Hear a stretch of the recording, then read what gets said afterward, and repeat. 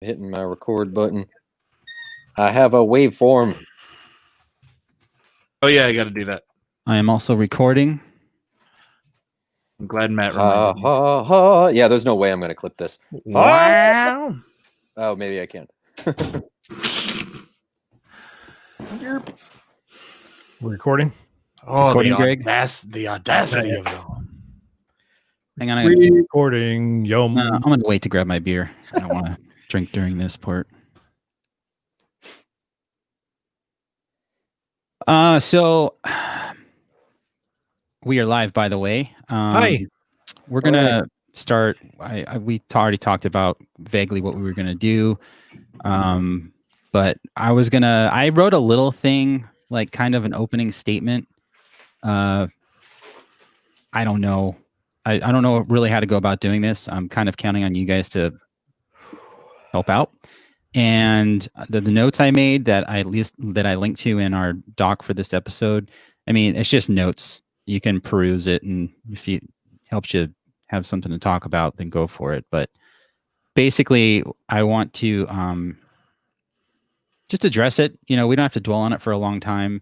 You know, we're going to have links to certain things, and I want to make sure that we're telling people to, you know, follow more Black people in the beer community, basically, and whatever other hobbies you're into. That seems to be what most other podcasts are doing, and like YouTubers and stuff.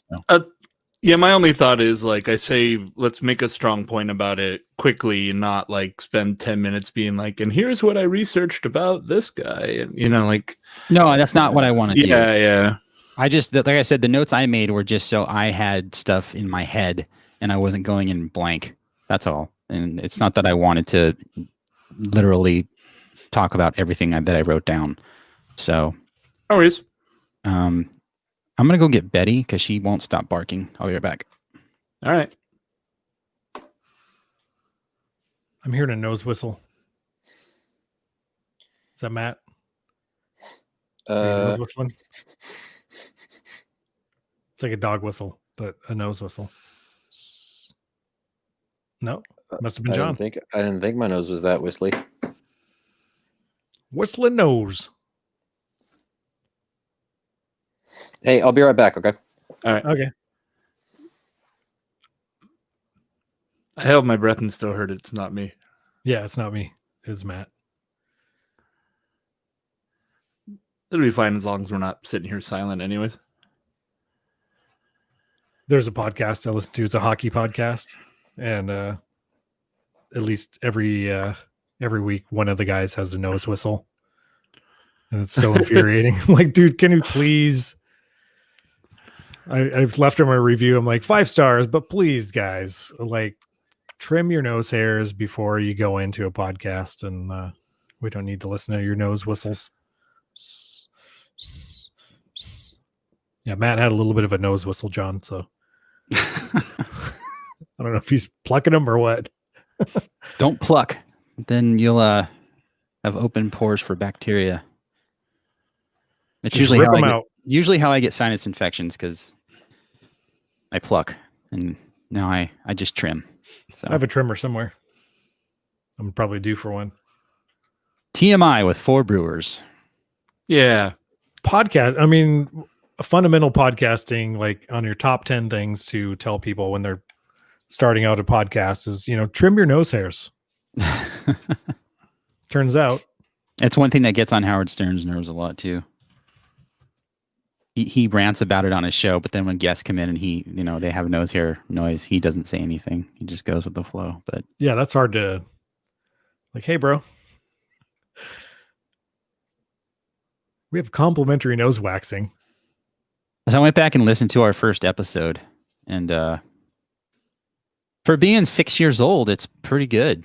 Like a lot of the core, like 4B lore, like the first mention of a fooder was on that show, and Jason didn't know what a fooder was. Fooder dooder. And there was another joke on there. God, what was it? No, I can't remember. I should have took notes on this stuff. But yeah, there was like 3 or 4 references in that first episode that like carried through up until now. Good to know. We can talk about that, but I got some beers. I got 2 cellar beers. I listed them all. I'm not going to drink all of them, but I got 3 freshies and 2 cellar beers, and then a homebrew, Oh, sweet. which I forgot to look up. I wonder if I put it on Untapped. Who made the homebrew? You? Testing 1 2 testing. Yeah, it's my homebrew. Okay.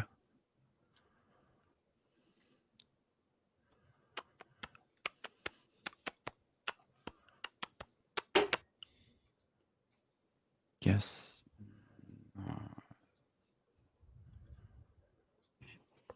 We got the funk.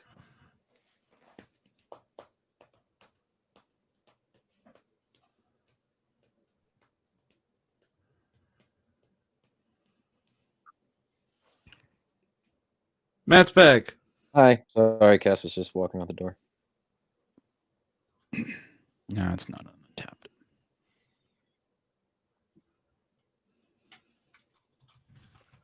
Okay.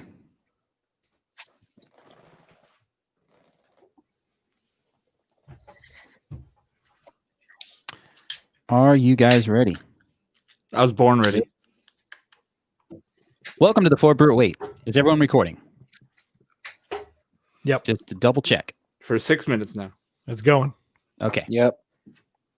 Welcome to the 4 Brewers podcast. My name is John Holzer, and as always, I'm joined by Jason Harris. Greg Nagel. and Matt Becker's also here. What's up, Matt? Hey, what's up? Chilling. It's a How Matt are you show. We are well. This is episode 300. It's a kind of a landmark episode for us. Just last week, I believe we celebrated our 6th anniversary. That was last week, right, Greg? Something like that. so. Yeah, it popped up on my, your Facebook memories. It was like, hey, this happened 6 years ago today. Like we're recording and we did a selfie like in the door behind you, and Yeah, I still have it on the wall. dorky And, looking An dude. amazing selfie. I think it was June 2nd was the date our first episode came out, which I listened to today, and we're going to talk about that later. So we're pretty stoked about that. But before we start, we wanted to briefly talk about what's happening in the world right now, because it would probably be very unwise for us to not talk about it. So I have a little statement that I made, and this might be awkward if you haven't heard other podcasts do this. I am kind of nervous to talk about it a little bit, but I'm going to say my statement, and then we're going to briefly talk about what I said. So I've been struggling with what I want to say with everything that's happening in the world. We're in the midst of a recession. A pandemic is killing hundreds of thousands of people all over the world, and things are looking pretty grim. But the thing is that many of these issues can be short-term and are very fixable, given we have the proper leadership that will take the necessary actions to fix them. But then there's racism. Racism is real, and it's thriving in America. America is built on racism. Racism is an institution in America. Racism is at America's core, and right now we're seeing it put on display front and center on the internet, the media, and in our own neighborhoods. Police are murdering Black people and getting away with it. Armed civilians are murdering Black people and getting away with it. Neighborhoods are being stolen from Black people, and the thieves are getting away with it. This isn't anything new. It's been happening for centuries, and while progress toward equal rights has been made, it still just isn't enough. Over the last couple of weeks, demonstrators all over the world have come together to protest the senseless killing of Black people. Americans are fed up and are demanding accountability and change. We as a podcast are standing with them, and we're going to talk about it. So that's my statement. I didn't really know how to approach this. I listened to a couple other podcasts that talk about this. There's a podcast I listen to called the Accidental Tech Podcast. Their website's atp.fm. They opened their show this week in a similar way, but they really, I think, were very concise and did a really good job of expressing their feelings, why what's happening right now should be happening, and what their listeners can do to contribute to help with everything that's happening, or get involved, or if they can't physically get involved, like how they can help online. So that's what I prepared. I don't know what you guys have to contribute to this. We can go around and talk about it if you want. We don't want to make this long. I basically want to say, as far as we're concerned as a podcast, obviously we are out here to promote local business, promote local breweries, and it's time that we pay more attention to the minorities that are in our industry, especially the Black-owned breweries and companies. And that's what I'm going to be focused on personally, because I know of a few around, not even a few, maybe two around LA. Crowns and Hops is the first one that comes to mind, with Benny and Tio. And there's another one that the name escapes me. I don't know if they just opened in LA, but they're another Black-owned brewery. I'm going to make more of an effort to, follow these breweries, because I think it's important that, they get recognition and they get promotion. The Beerus podcast, which is another audio podcast that's been around for, I think a couple of years longer than us, or maybe a year. I'm not sure. They just recently celebrated their anniversary as well. They compiled a great list of Black-owned breweries on their Instagram story. So if you go to their Instagram to check it out, they saved it as a highlight. It's really good. I heard of maybe 3 or 4 of the breweries that were on that story, and I think they featured like 20 or 25 breweries. That was really cool. And then Beer Advocate is also compiling a list of Black-owned breweries in the United States, and it's Beer Advocate. It's going to be accurate, and they're vetting everything out properly, and making sure it's as complete and as concise as possible. So that's what I'm going to be focused on personally. You guys have anything you want to say before we move on? I mean, it's interesting in my neck of the woods, as I'm sure as well as Matt's in Long Beach, but people are pissed, and it's pretty cool that people are pissed. It seems like the first time we've seen this over and over and over throughout my life, and this is the first time where it's actually getting traction in excuse me, we're getting traction on it for the first time when we actually need it. Our leader, starting from the top, is the pendulum has started to swing in the opposite direction. And I think, as sad as it is for George Floyd to lose his life, I think it's the spark that is going to start things changing in the right direction. Yeah, I actually went out and marched with the protesters last Sunday, and it was overwhelming, the number of people that were out there, and like you said, just how angry and fed up everyone was. It was surreal just to see that many people like united in an anger that frankly everyone should have had for a long time, but I think everyone is like, it's just all finally boiled up to the surface, and especially right now, considering, like you said, with COVID going on, with so many people out of work, they're like, why wouldn't I go out and fight for this now? I have no excuse not to. And that's the thing, at this point, there's no excuse not to, so it was surreal, and it's about time. I don't have anything super eloquent to add. It's fucking crazy to me that I've gone my whole life, like since my formative years, like Rodney King happened when I was a kid, and like just this shit's just never fucking stopping. And so I'm just gonna say out loud, Black Lives Matter. That's not a fucking controversial statement, and if you think it is, don't fucking listen to us. Absolutely. Yeah, I completely agree. I would drop my mic, but it's attached. Don't drop your mic. We need it for the rest of the show. Yeah, well spoken. So just to kind of put a bow on everything, use your platform as a voice against racism and police brutality. If you're a listener of our show, you know where we stand politically. This isn't a political issue, but you know where we stand. We are 100% in support of those who have less than us. I'm totally on board with like helping out people that need the help. And if you're just an average person that you don't really participate in anything, you're not a racist, like you're pretty accepting of everybody, that's good and well. But now is the time. You need to say something. You need to do something. You don't necessarily have to go to a march, but you have to do something. You have to say something. Talk to your family members. Contribute to causes. don't be silent. Like, do something. Disinvite Read, your educate racist uncle from your 4th of July party. Read too. Educate yourself. Yeah, for sure. Yeah, Especially when it comes time to voting. There are so many reading lists going around with a lot of really, really, really great books, and that's if you're white, you need to know more. You do. And I'm gonna say it again. The Accidental Tech Podcast, ATP.fm, their show this week. They have so many links to resources. I'm just gonna link to their show notes because it's so much information that they really did a good job of compiling this information. So just to wrap things up, in April we stopped charging for our episodes on Patreon.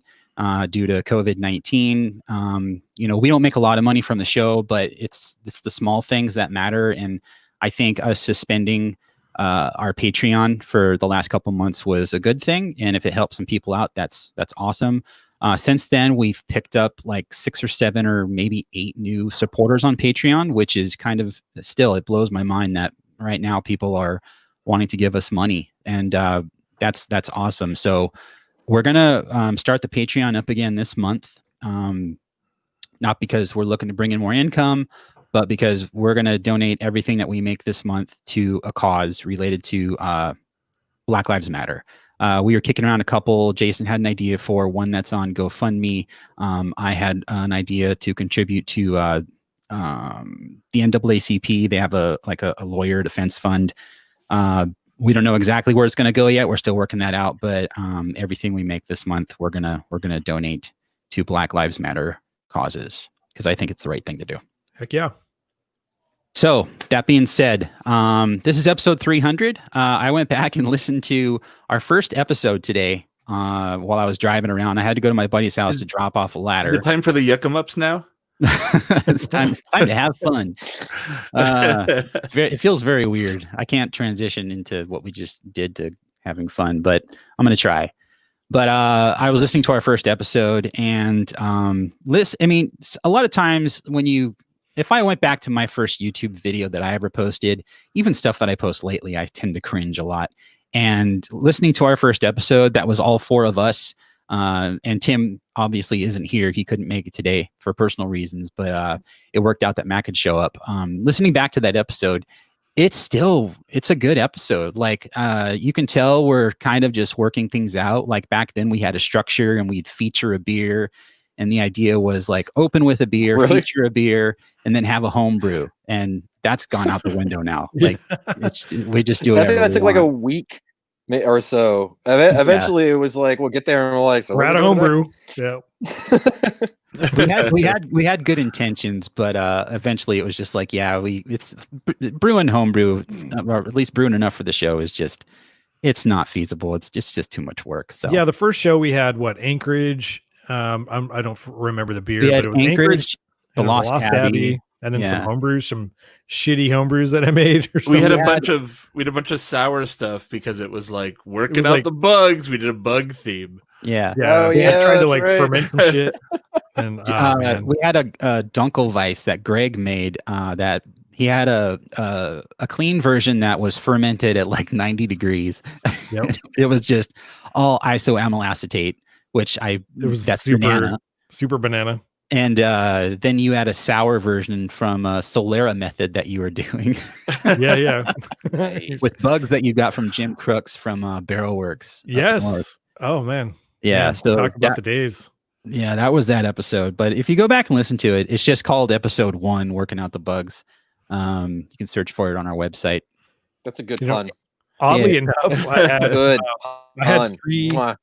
3 corny kegs of those beers still in my garage, and I just I thought I was like, oh god, don't open it. Maybe they'll turn out better one of these days, and I forgot about them. Winter and summer, and when my garage gets like 110 on that show. You're like, so my question is, what could I do to make this better? Should I add some fruit? And I remember back then, I was just like, don't do anything. Just throw it away. It was bad. Yeah, it was all fucking vinegar. Yeah. So while we're going down memory lane, do we want to open a beer first, by the way? I did already. Beer. Okay. I'm going to grab a beer, and then we will resume once I get right back.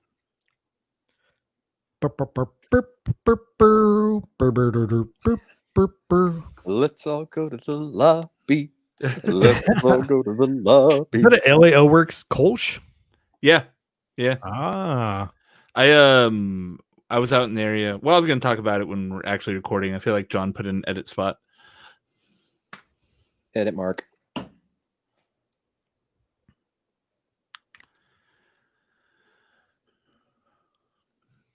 Okay, go for it, Jason. So yeah, I was out in LA. I went to El Segundo last week when we recorded, just because I was craving some beer from the Gundo.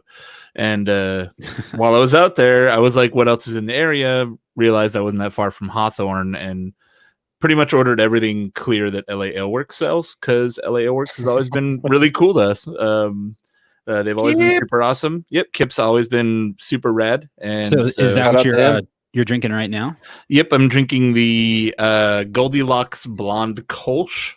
Nice. From LA Aleworks. That sounds amazing. I wish I had a Kolsch, but I have an IPA. I have a Hop Foo from North Park. Oh, dope. Yeah. That's old school. I was really surprised to see this. I didn't go to my normal spot, La Bodega. I went to a different one in Colton. And yeah, this is still pretty fresh. It was canned right at the end of March. So we got about a month and a half on it. And I'm pretty stoked about it. I got a 4-pack of it. Hop Foo. What do you got, Greg? Because we're doing like a throwback show, I figured I'd go down to San Diego and pick up some stuff. I got some Virgin. It is Trivana. It's really hard to see, but Okay. it is. It's just a West Coast IPA, I think, with Mosaic and Amarillo, two-row Nice. Carahel and Carafoam. So it's super delicious, very crisp and clean and dank. It's really nice. So did you actually just drive to San Diego? Like you're like, take a trip down to a liquor store? Yeah, you know how it is. No, I went to Windsor Homebrew Supply and picked up fresh beer off the shelf. I mean, I drove 70 miles to El Segundo, so I mean, I don't know. Maybe you're bored. Unfortunately, not these days. I'm drinking Pop Fuji because Hop Fuji and Hop Foo. It's my beer, and I get it for free, and it's amazing. Yeah, in Yeah. case anyone who's listening didn't know, Matt works for Brewery West out in San Pedro, California. He's yes. back from North Carolina. That's where you're at, right? Yep. So Back he's from the been back for a NorCal. while. And his opinions are his own and not those of the brewers. Very true. Because when I was in North Carolina, I brewed endless amounts of High Life IPA, which was a beer that I didn't really care for. So working at a brewery that makes a beer that I always want to keep my fridge stocked with is pretty awesome. Yeah. It's this, and then we have a West Coast IPA called Bounce coming out in a couple of weeks. And besides, that's pretty much all the beer I need at this point. There you go. Is there any kind of spin on that West Coast IPA, like as far as hops or anything? Centennial and Citra. Oh, right so up my no alley. spin. Perfect. Yeah, just classic. Yeah, we Nice. just wanted to have like a classic West Coast IPA in the portfolio. It sounds like We Union changed Jack it. almost, right? What's up? Is that like what Union Jack uses? Yeah, Centennial? then that's in their. I think that's in like the boil editions, because Union Jack's also Simcoe Amarillo in the dry hop. Is I it? think. Okay. You know, I Probably never knowing Matt thought about. Brindleton, he uses like 9 different hops in every IPA, so that's just how he rolls. I never thought about what hops were in Union Jack. I was just like, in my head, I don't have a picture of that. It's weird. I've had that beer a million times. Yeah, I'm kind of the same way. You just drink it and accept it for what it is instead of what. I wonder what hops are in this. You just beer. accept it as delicious. Just lie back and think of England. English. Oh, French. Cold showers. Yeah, but Hop Foo was what's his name? The brewer there. Kelsey McNair. Milner. Yeah, he was. That was like a national homebrew champion beer, right? Like gold medal. Yep. I'm pretty sure it was. Yeah. Yeah, It that's. won- I mean, that's the beer he's known for. That's the beer that built North Park Brewery, I think, or North Park Beer Company, as they call themselves. He's been brewing that beer since like the late 2000s. Yeah, it was that. He won the competition with Stone Brewing Company back in, want to say 2008 or 9 for his session IPA. Like that was one of the first times session IPA was actually introduced into the mass market when Stone brewed that collaboration beer that he won with the contest they do with the AHA. And now North Park Beer Company is open, and it's a beautiful brewery. They've got a little kitchen in there. It's like a craftsman style, sort of historic looking on the inside. Yeah, it's a really cool spot. It's also my favorite neighborhood in San Diego, so you can't have a bad time there. Fall is right down the street. It's a great spot. I don't know San Diego well dope enough to have a favorite spot in San Diego. So. Oh, North Park's amazing. Like, there's just so much shit in one area. Yeah, everything's pretty dope because like that guy, he kind of like went pro pretty slowly compared to most, because North Park's only been open for 2 years, maybe 2 to 3 years, something like that. Yeah, but he was doing all this high end stuff. He was doing like this high end stuff in like 2008, like this high level brewing. Yeah, and so I appreciate the fact that he didn't just dive in. He took his time and did it right. Yeah. Yeah, I mean, if he's known for anything, it's about being patient and systematic about his brews. Like he's one of those home brewers you knew was going to open a spot when you tasted his beers and you learned how he worked as a brewer. So, I agree. Yeah, he's up there with. Yeah, it's funny because normally when people are like a home brewer's beer and someone goes, "Oh, you should do this professionally," like with that case, they were right. He should have done it, and he did. That's great.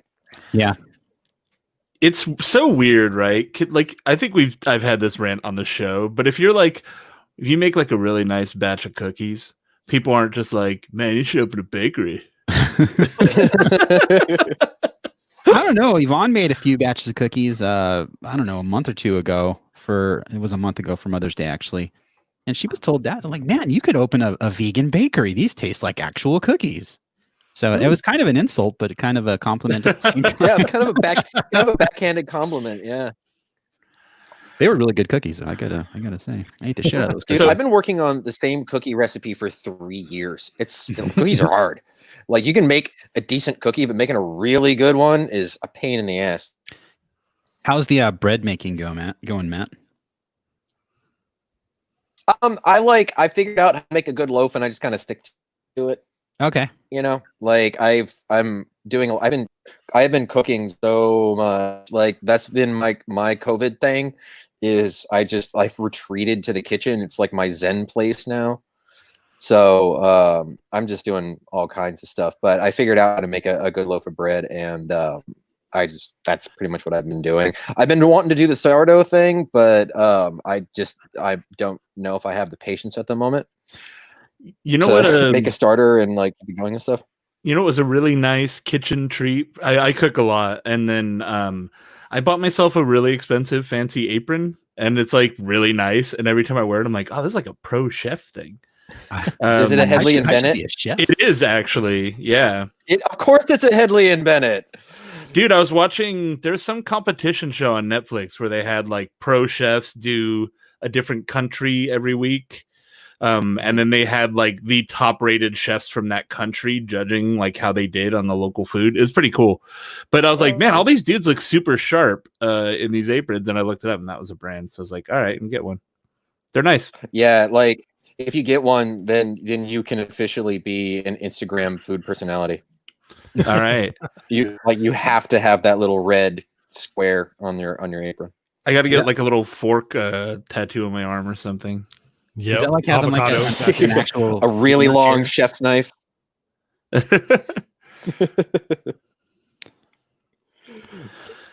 So there was a request in, I believe, one of our Discords that we discuss how we came together as a show. Oh, that's okay. I guess I can start. It's John, kind of start that. Yeah, rooted in me, right? So I got into beer because of New Brew Thursday. New Brew Thursday, if anyone is unaware, was a video podcast, not a YouTube show, but a video podcast, because that was a thing 10 years ago. It was in 720p. And I got involved with New Brew Thursday. New Brew Thursday was a thing that Steve Johnson, his name is now Stephen Day, Steve, he started with his buddies that he basically wanted to introduce them to beer. And so they'd get together every Thursday and try a new beer because Steve knew about beer and his two friends really didn't. And they started recording it, and it got pretty popular for what it was. And then his friends basically quit on him, and he was left solo. And so he was on a mission to keep it going. And this is when I had just joined Twitter back in the day, when Twitter was fun. And I was before it was soul crushing. Yeah, no doubt. And back then, when you got on a social network, you'd follow randos because you had to, like, you can't social network unless you're socializing with people. And so there was two people I remember that I followed randomly. One of them I still follow, and I talked to her yesterday on Twitter. Her name's Fabu Mama. Anika. She lives in LA. She's awesome. Especially right now with everything happening with Black Lives Matters, and the protests and stuff. She's been a valuable resource in my Twitter feed, and she was friends with this guy Eric Malott, who is also friends with Steve. And so I followed her, and Eric seemed like he was pretty cool. So I followed Eric, and Eric was into pop punk and mildly into beer, from what I could tell. And Eric was also friends with Steven Johnson. So when he heard from Steve that he's looking for a guy that's into beer, at the time I was in a band, and I was wanting to get my band involved in podcasting somehow, like, streaming our recording sessions or our practice sessions or doing something. And they didn't want anything to do with it. And I was doing, I did a couple videos for my band, like vlog style videos back then. And they participated, but they still were like, John, you're wasting your time. This is stupid. And like 10 years later, I wasn't stupid because now you showed them. It's all over YouTube now. But so I hooked up with Steve. We started doing New Beer Thursday. New Beer Thursday was New Beer Thursday. And then along the way, Matt came along, and he joined New Beer Thursday. At the time when we first started NBT, it was me, Steve, and Brad Kohlenberg. And so for a short while, it was me, Steve, Matt, and Brad. Brad eventually left, so then it was me, Steve, and Matt. And at that point, me and Matt, and sometimes Steve, we started this podcast called NBT Brewing with Jason, and that's how we met Jason. Well, we knew each other like before that, just like socially through beer, because I met you guys like through the Inland Empire beer scene, which was really, really, really small and really tight at the time. Like I remember I came across New Beer Thursday at some point. I can't remember exactly when, but same thing. I started following you guys on Twitter, and we just started interacting. And I actually met you guys in person at Packing House one time. I still remember that day. That was really cool. Yeah. And we just like got to know each other from there. Yeah, I remember following John when he was on New Brew Thursday. I think I followed everybody, but it was before Matt joined. And then interacting with John on Twitter and being like, hey, this guy likes some of the same bands as me. He seems pretty cool. And that was like how I knew John. And I think we met at Inland Empire Brewing. Yeah, the first place we met was at Inland Empire Brewing. I think we were talking about like operating systems for phones and stuff. And, like I knew what I was talking about, and Jason was probably more knowledgeable than I was back then. But and then it turns out me and Jason went to the same high school. I think Jason was a freshman when I was a senior. Went to A.B. Miller High School in Fontana, and Jason lives like I want to say 2 minutes from my parents' house, like a 2-minute drive. So we were closer than we ever knew. I was never friends with him in high school, but I wish I was. But yeah. Aww. Yeah, real quick. Speaking of cringy old YouTube videos, John, when was the last time you went back and watched New Beer Thursday on YouTube? It ages okay. I watched some of the old ones, and like the like us together was great. Like it's still like fun just to like watch us like bounce off of each other, and then we'll like say facts about beer, and I'm like, oh, that is not accurate at all. Yeah, that was misinformation.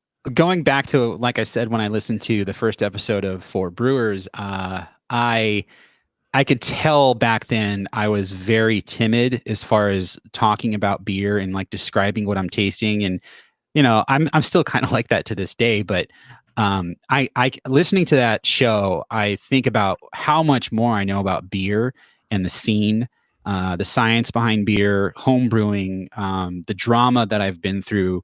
And it's just like, you know, you can tell listening to that show, I had no idea what I was in for, like in the future. Even listening to Greg, and like we got to get involved with how Greg got involved too. But Oh yeah, I'll chip in. listening to Greg back then, since we started For Brewers, like Greg has turned into his own media force. Like as far as, you know, he worked, you know, wrote for OC Weekly. You know, getting his photography is phenomenal. Like he's he's like a food writer now that's legit and like recognized and actually makes a living off of it. And back then, I don't think you were doing any of that, Greg. I mean, right? I started OC Beer Blog in 2011, July of 2011. So I'm coming up on 9 years of, you know, writing about beer and being goofy and stuff. I never really took it seriously early on until about 2015 when, if you see behind me here, this beer cover, I got the cover article for Orange Coast magazine. That was, you know, 5 years ago. That's crazy. And another one comes out next month. So it's due, but I would say right around that time, I started following New Brew Thursday, probably early on, when it was Matt and you and Steven. Mhm. And then New Brew Thursday, the brewing thing, you know, I was heavily into podcasts and that was on my radar as well. That's sort of my first listening to Jason at the time. And then I just want to throw one little note that we missed, which is the only reason I was on the brewing show was because Steven didn't want to be. Yeah, it's It why was going to be the New Brew Thursday guys, and then Steven was like, "Nah, sounds lame," and so they were like, "Well, do you want to join? Because we got to replace Steven with somebody." And then Steven was like, "Well, I want to be there now." Yeah, that's he's always in the background, from what I remember. He's always on the couch somewhere. Yeah. In the back, Yeah. like, Yeah, we would be sitting on the table and he would be on the couch and he would just kind of chime in every once in a while with Well, you know, what It's happened? So funny. What happened is like, you know, Steve didn't want to do it. He's like, and he was very adamant about it. He's like, this is your thing. And I think he was a bit jealous that we were doing something else. But I was like thinking, why are you jealous? We want you to be on this. Like, you're a brewer. Like you it's New Brew Thursday. Like it totally works. But he didn't want to do it for some reason. And so another thing was releasing Matt. those on Patreon too, right? The Yeah. MBT, the old MBT Brewing Show. Yeah. The precursor to For Brewers. Greg just Nice. posted I guess it's a still from YouTube where Greg was on the show with us. I think that was when you came to promote FerkFest for the first time. It was, yeah, for sure. Yeah. It was February 6, 2014. So I'd probably been listening to you guys for at least a year and a half before that, or maybe 2012, somewhere around there. And it was But, because of us and your appearance on our show that FerkFest sold out that year, right? Yep. Absolutely. Yeah. The bump. That was NBT amazing. bump. Yeah. We look so hilarious. The MBT bump was a bit more significant than the 4B bump, I think. But yeah, the whole couch thing. So Steve, you know, it's like, hey, we're gonna record. Steve, if you want to come over and hang out, like by all means, come over. And so he would. And so I still have a couch in the same spot in the studio. He'd sit on the couch, and while we're talking about something, he would just start talking. And I'm just like, you said you don't want to be on the show. And so then I started setting up a mic for him. So he was on the couch drinking beer and he had a mic. It was the perfect setup for like a podcaster. You just got to chime in, drink beer, and don't have to worry about hosting or doing anything.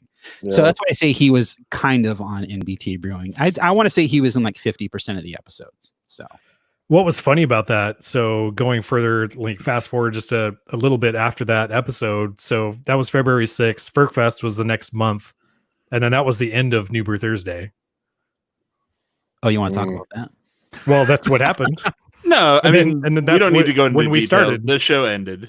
Yeah, the show ended, and then For Brewers took over. Yeah, for trivia, I quit NBT that day of FerkFest. So, but that's a discussion for another time. I was 40 freaking deep, and I was like, you know what? I'm like the Yoko. I'm the Yoko Ono of New Brew Thursday. Jason, No, if you Jason's the listen, if Yoko. you listen to some stories, that's how it was, but that's not how it was. I had no foot in that. No, you didn't. Greg But did anyways, not break up New Year born Thursday. born from the ashes. So yeah, that's actually a good segue. I quit New Beer Thursday, and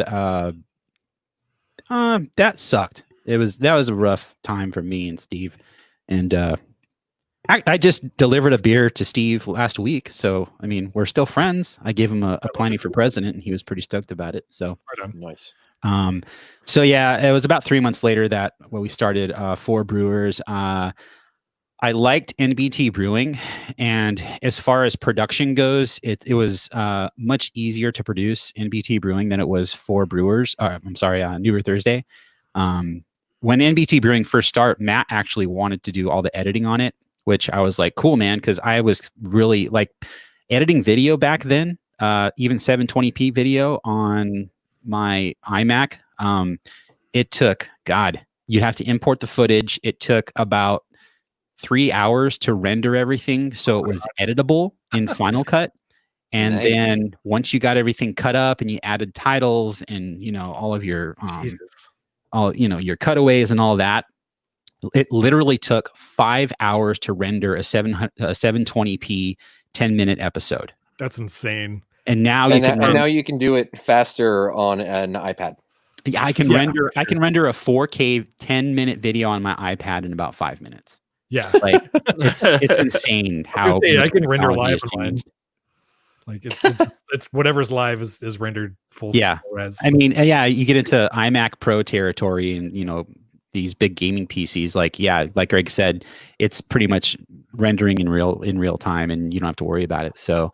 So Matt was going to do a lot of the audio stuff for NBT Brewing, and then he lost interest in that, so I took that over. And when I did that, I was just like, this is a lot easier than video. I love doing video, but like back then, I didn't have the means to do it efficiently. And so when were you editing on a MacBook? No, I started off on a 17-inch iMac, and then in 2009, I bought a 27-inch iMac, which I mean, obviously helped significantly.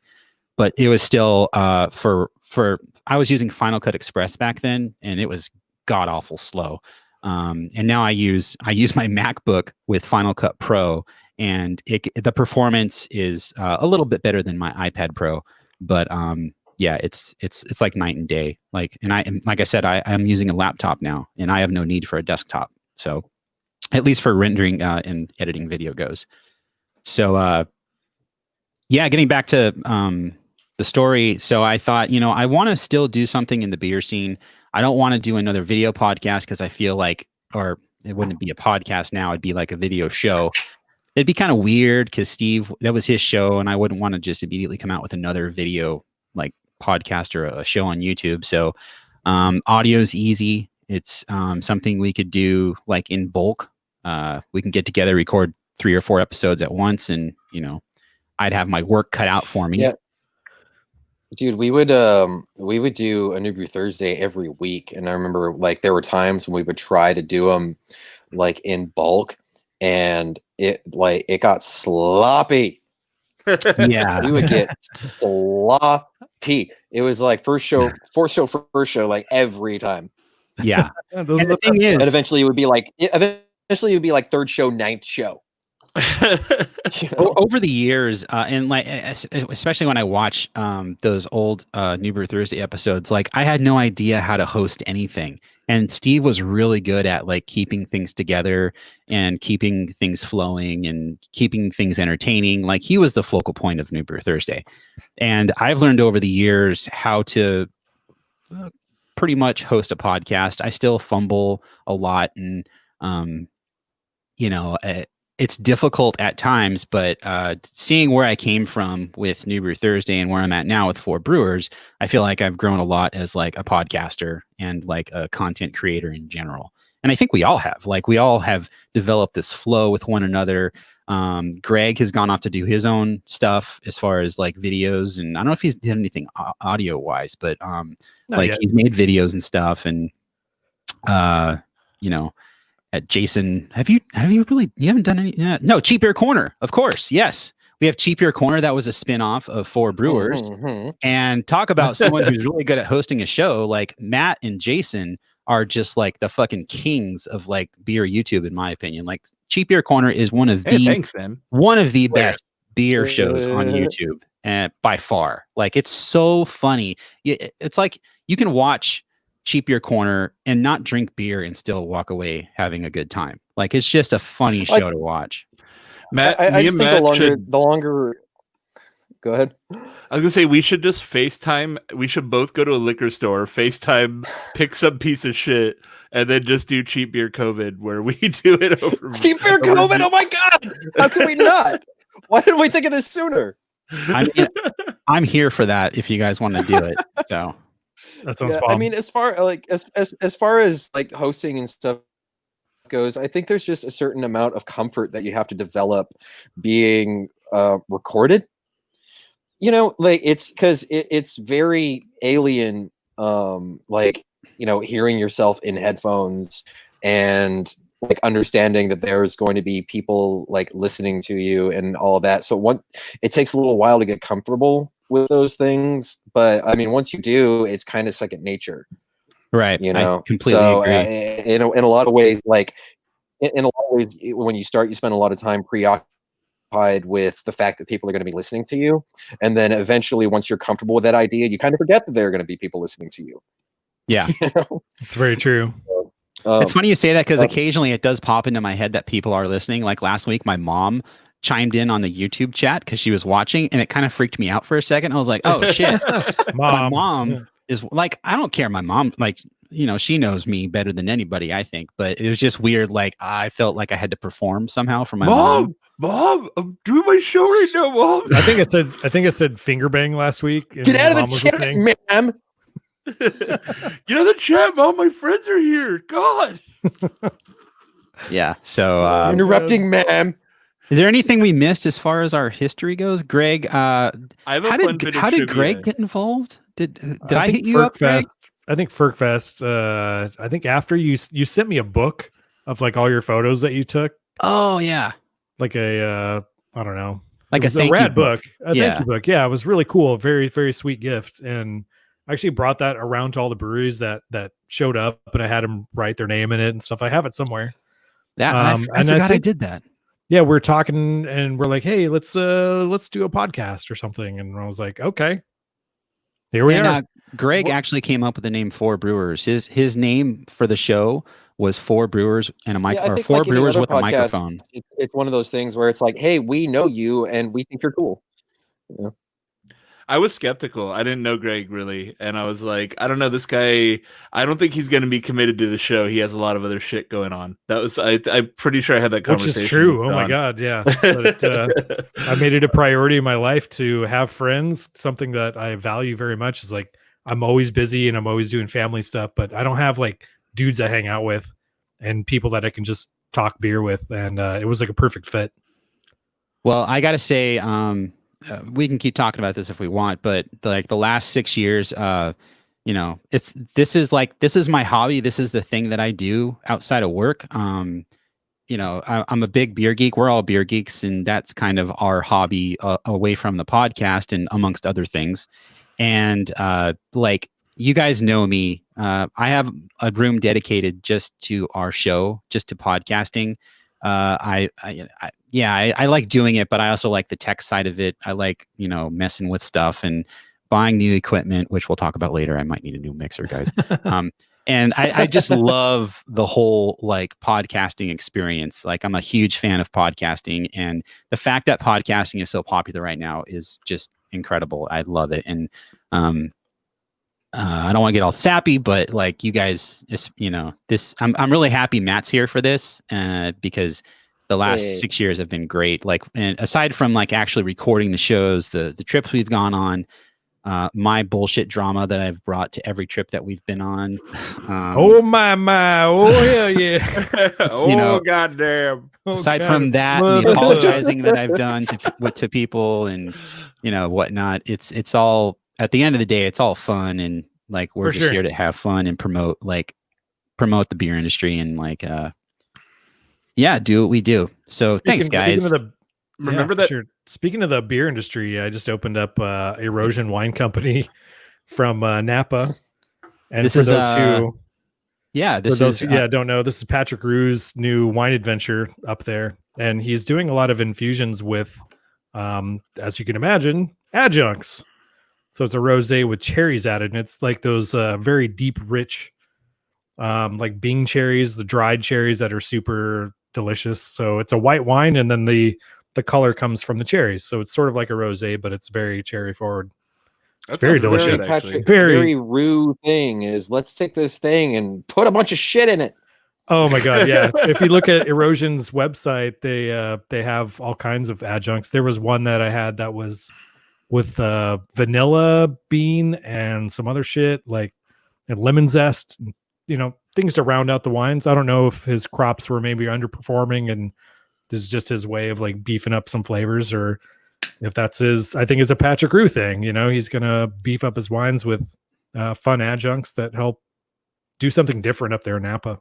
So it's really good. Yeah, I think it's delicious thing.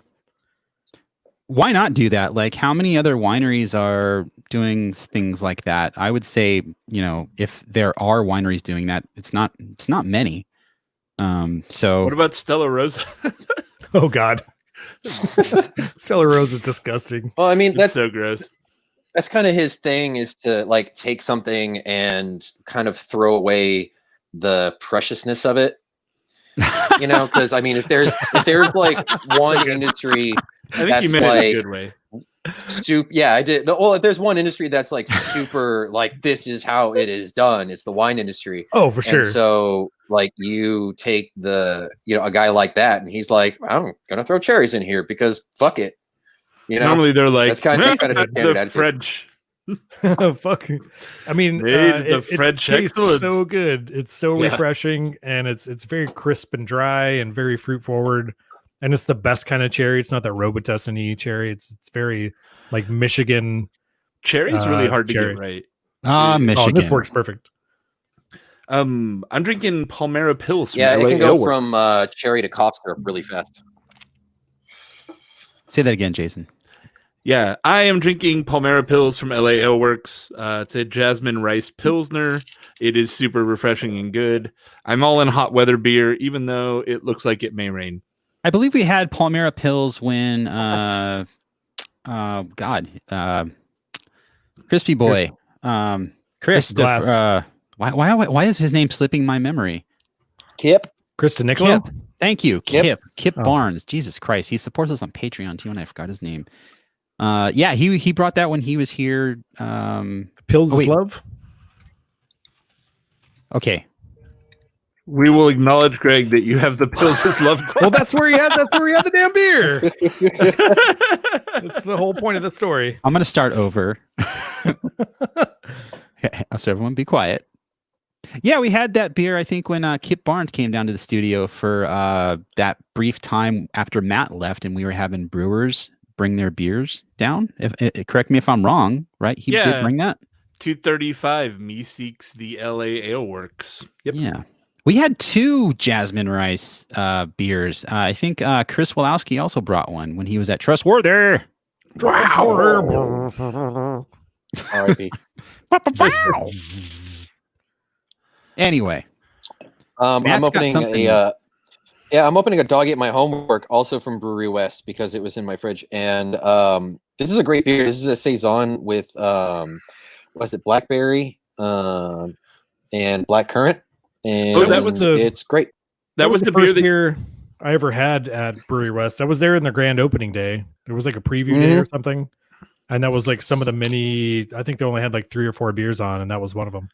I think you gave us that beer on accident one time. You're like, yeah, I gave you like an IPA and a saison, and we poured it, and it looked like that. And I was like, that doesn't look like an IPA. Yeah, IPAs aren't supposed to be purple. They're not usually purple. I mean, Matt's pretty good at brewing. This is why they're know that it's not very explicit about not giving people unmarked cans, which I totally didn't do. Yeah. Well, the thing is, it had a label. I really on love it. this beer. It's super dry. It's really fruity. Yeah. Oh yeah, it was mislabeled. Yeah. Anyways, I am drinking. I didn't do that. That wasn't something that I did. It was destroyed. Exactly. Law. So I am drinking an Alpha Neo IPA. This is from the Beechwood. Oh, sweet. And the cool thing about this beer is it's made with Sabro hops. Have you guys had any beers with Sabro hops? Is that the one that's sort of bro.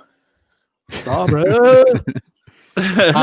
Sabro. So this one specifically is made with Sabro and Sabro Cryo, and then the malts are Turo and Canadian Pilsner. I got some Canuck malt in this thing. The thing with Sabro, Jeffrey Craig, our friend Jeff Craig from Let's Have Some Beer, the show on YouTube. He does homebrewing shows on YouTube as well. Like he'll brew a batch of beer and then do like a tasting afterwards. And he did a Belgian wit, and he used Sabro hops in the whirlpool for his wit. And then he also added a bunch of like frozen fruit, like a mixed tropical fruit bag from Sprouts in secondary. And they tried the beer on their show, and Sabro is known for having like a coconut aroma and flavor. And Jacob Talamontes also does the show with Jeff on their channel. And Jacob didn't know what the beer was made with. Obviously, the beer was pink, and so you could tell it was made with fruit because it had dragon fruit in that mixed fruit bag, and it just turned the beer electric pink. It looked awesome. But the first thing Jacob said was like, "This smells like coconut. Like this is heavy, heavy coconut." And like I said, this one's made with Sabro hops and Sabro Cryo. So like the Sabro Cryo, that's like a concentrated like version of the hop basically. And this is all coconut. Like the coconut with Sabro is real. Like this smells fantastic. It's like super tropical. You don't get a lot of like tropical fruit on it per se, but it's just a ton of coconut. Like, and it's super clear. It's like barely yellow. Like it's a really nice beer, and it's super clean. Alcohol on this is 7.1%. That's bigger than I thought it was. Hey-o. Really good though. We did we do a line called 8.5, which is our single hop hazies, and we did one with Sabro, and it just tasted like a hazy pina colada. It was great. Yeah, the coconut is really, really big from those hot. Like I didn't think it. I thought Jacob was kind of exaggerating when he said how big it was. No, it is very, very present. Like you can taste it, you can smell it. It's really close to a pina colada. It's like smelling nuts. Coconuts. Smell them cocoa. Smell them nuts. Cocoa.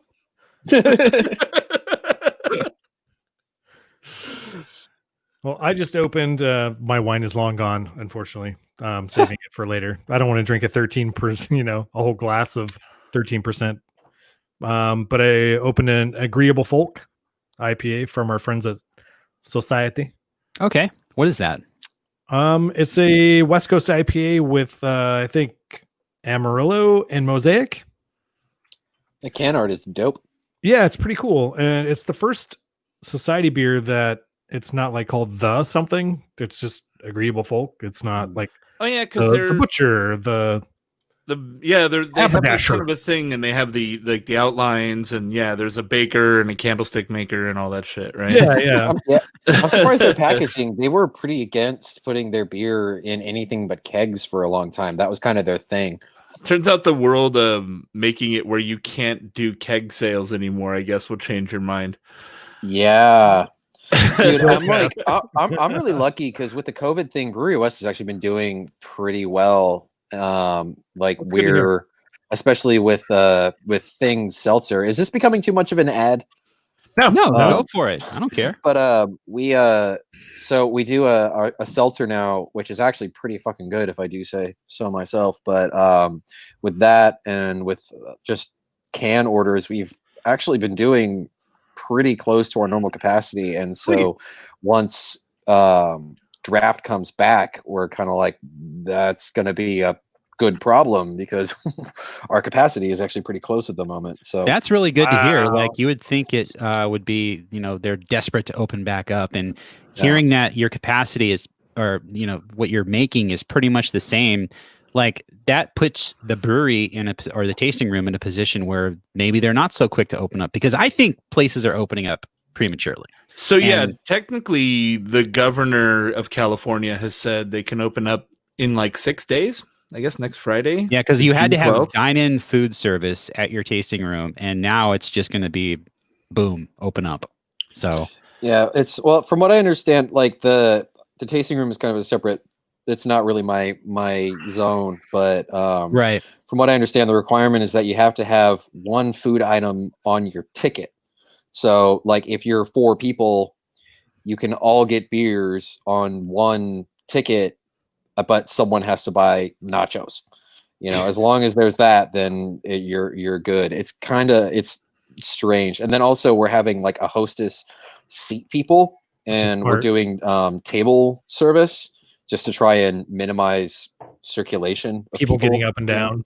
Yeah, exactly. So we're doing like small capacity, trying to keep people distant, but also still be like, hey, we're still here, but it's like I said, I think we're in a really lucky position, that we're actually, doing okay. So I don't know about you guys, man, but I don't feel like I'm gonna be rushing out next weekend to go to a brewery. Nope. Like, No, I just had yeah. I just I had heard a about like discussion. restaurants opening up. Sorry, and people are like, "Oh, have you been to a restaurant yet?" And I'm like, "No, Nope. no, I have not, go. and I'm not going to for a while." It's ugh.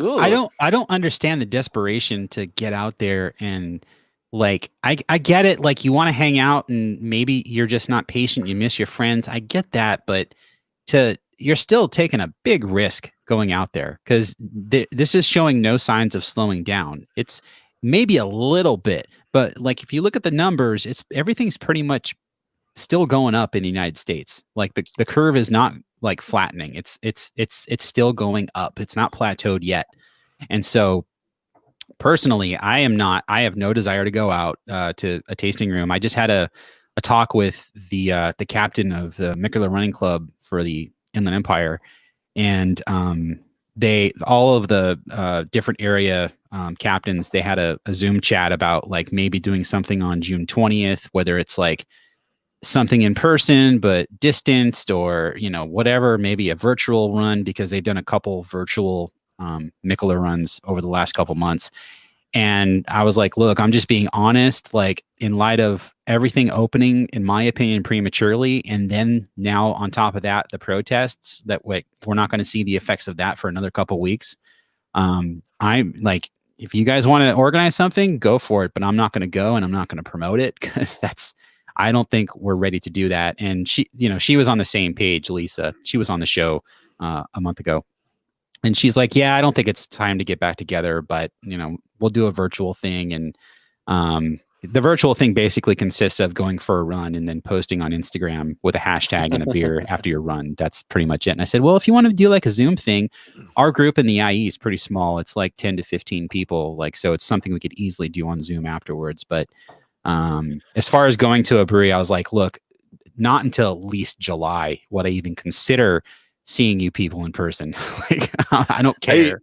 I like I'm glad you specified, because in my head, a virtual run, like you guys are just sitting there like on a FaceTime call. It's like, how's it going? It's like, pretty good, man. Yeah, I gotta get pace going. My glutes. Stop talking. I can't breathe. The phone's bouncing as you're running along. It's just my calves. It would be like the worst Zoom hangout ever, because everything's just nonstop You movement. should do that just for the memes and put it on YouTube, because that'd be funny. Just 10 bouncy screens. All in one. People all sweaty. That would be funny. Yeah, one person has sweat dripping down their camera, so it's blurry. And then they drop their phones. Like, oh shit. So I mean, the places that are opening up, I hope that I hope I'm wrong. I don't want bad things to happen, obviously. I want this to go away, but at the same time, I'm still uncomfortable with places opening, and I understand you got to make money, and if the government says it's okay to do it, as long as you follow these guidelines, I get that totally. But, it's still up to the consumer whether or not they want to participate, and I'm not going to participate just yet. People are like, I went to go pick up lunch yesterday at Portillo's in Buena Park. It's this rad hot dog stuff. And I put in my order on the website, and I had to go in to pick it up. I've got my mask and hand sanitizer and stuff. But people are seated all throughout, and they have a host opening the door and shutting the door and wiping shit down as people are coming in and out. And he's seating people exactly where they should be, and there's no line to order. It's just order at your table. And Bartillo's, you usually have to stand in the line. It's kind of usually a fuck off buffet line style, if you want to think of it that way. You're not taking your own food, but like you're standing in, I guess more Subway style, but for hot dogs, I guess. Yes, I mean, but it was just weird to see people dining in for the first time in my eyes. Like I was like, wow, there's people actually sitting down and doing this, and there was a lot of people. It wasn't just a few.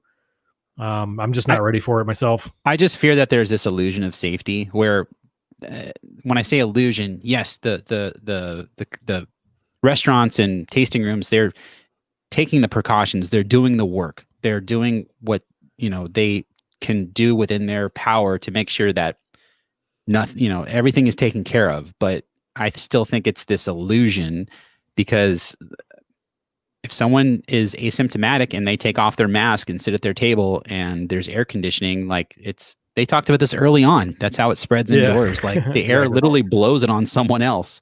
We're at the point where there's a lot of negotiating with yourself. Yes. It's like, how much risk am I willing to take? How valuable is this experience for me? How often do I want to do it? And, when all the lockdowns first happened, it was like, absolutely no. And, how willing you are to go and do this just depends a lot on, how tired you are of being stuck inside. Like how are you adjusting to this new normal? A lot of people are going to have, a different view on how desperate they are to get out, and hopefully more people are erring on the side of caution. I think on the good side, though, I think breweries know how to clean. I think that's built into their DNA. Oh yeah. As far as the tasting room, there's some that are better than others. Obviously, like if you think back to like a 6 or 7 years ago, bootleggers with resin chairs and cobwebs and stuff everywhere, and obviously a lot has changed since then, and people are taking a lot of extra precautions, and I would trust a brewery tasting room more than anything.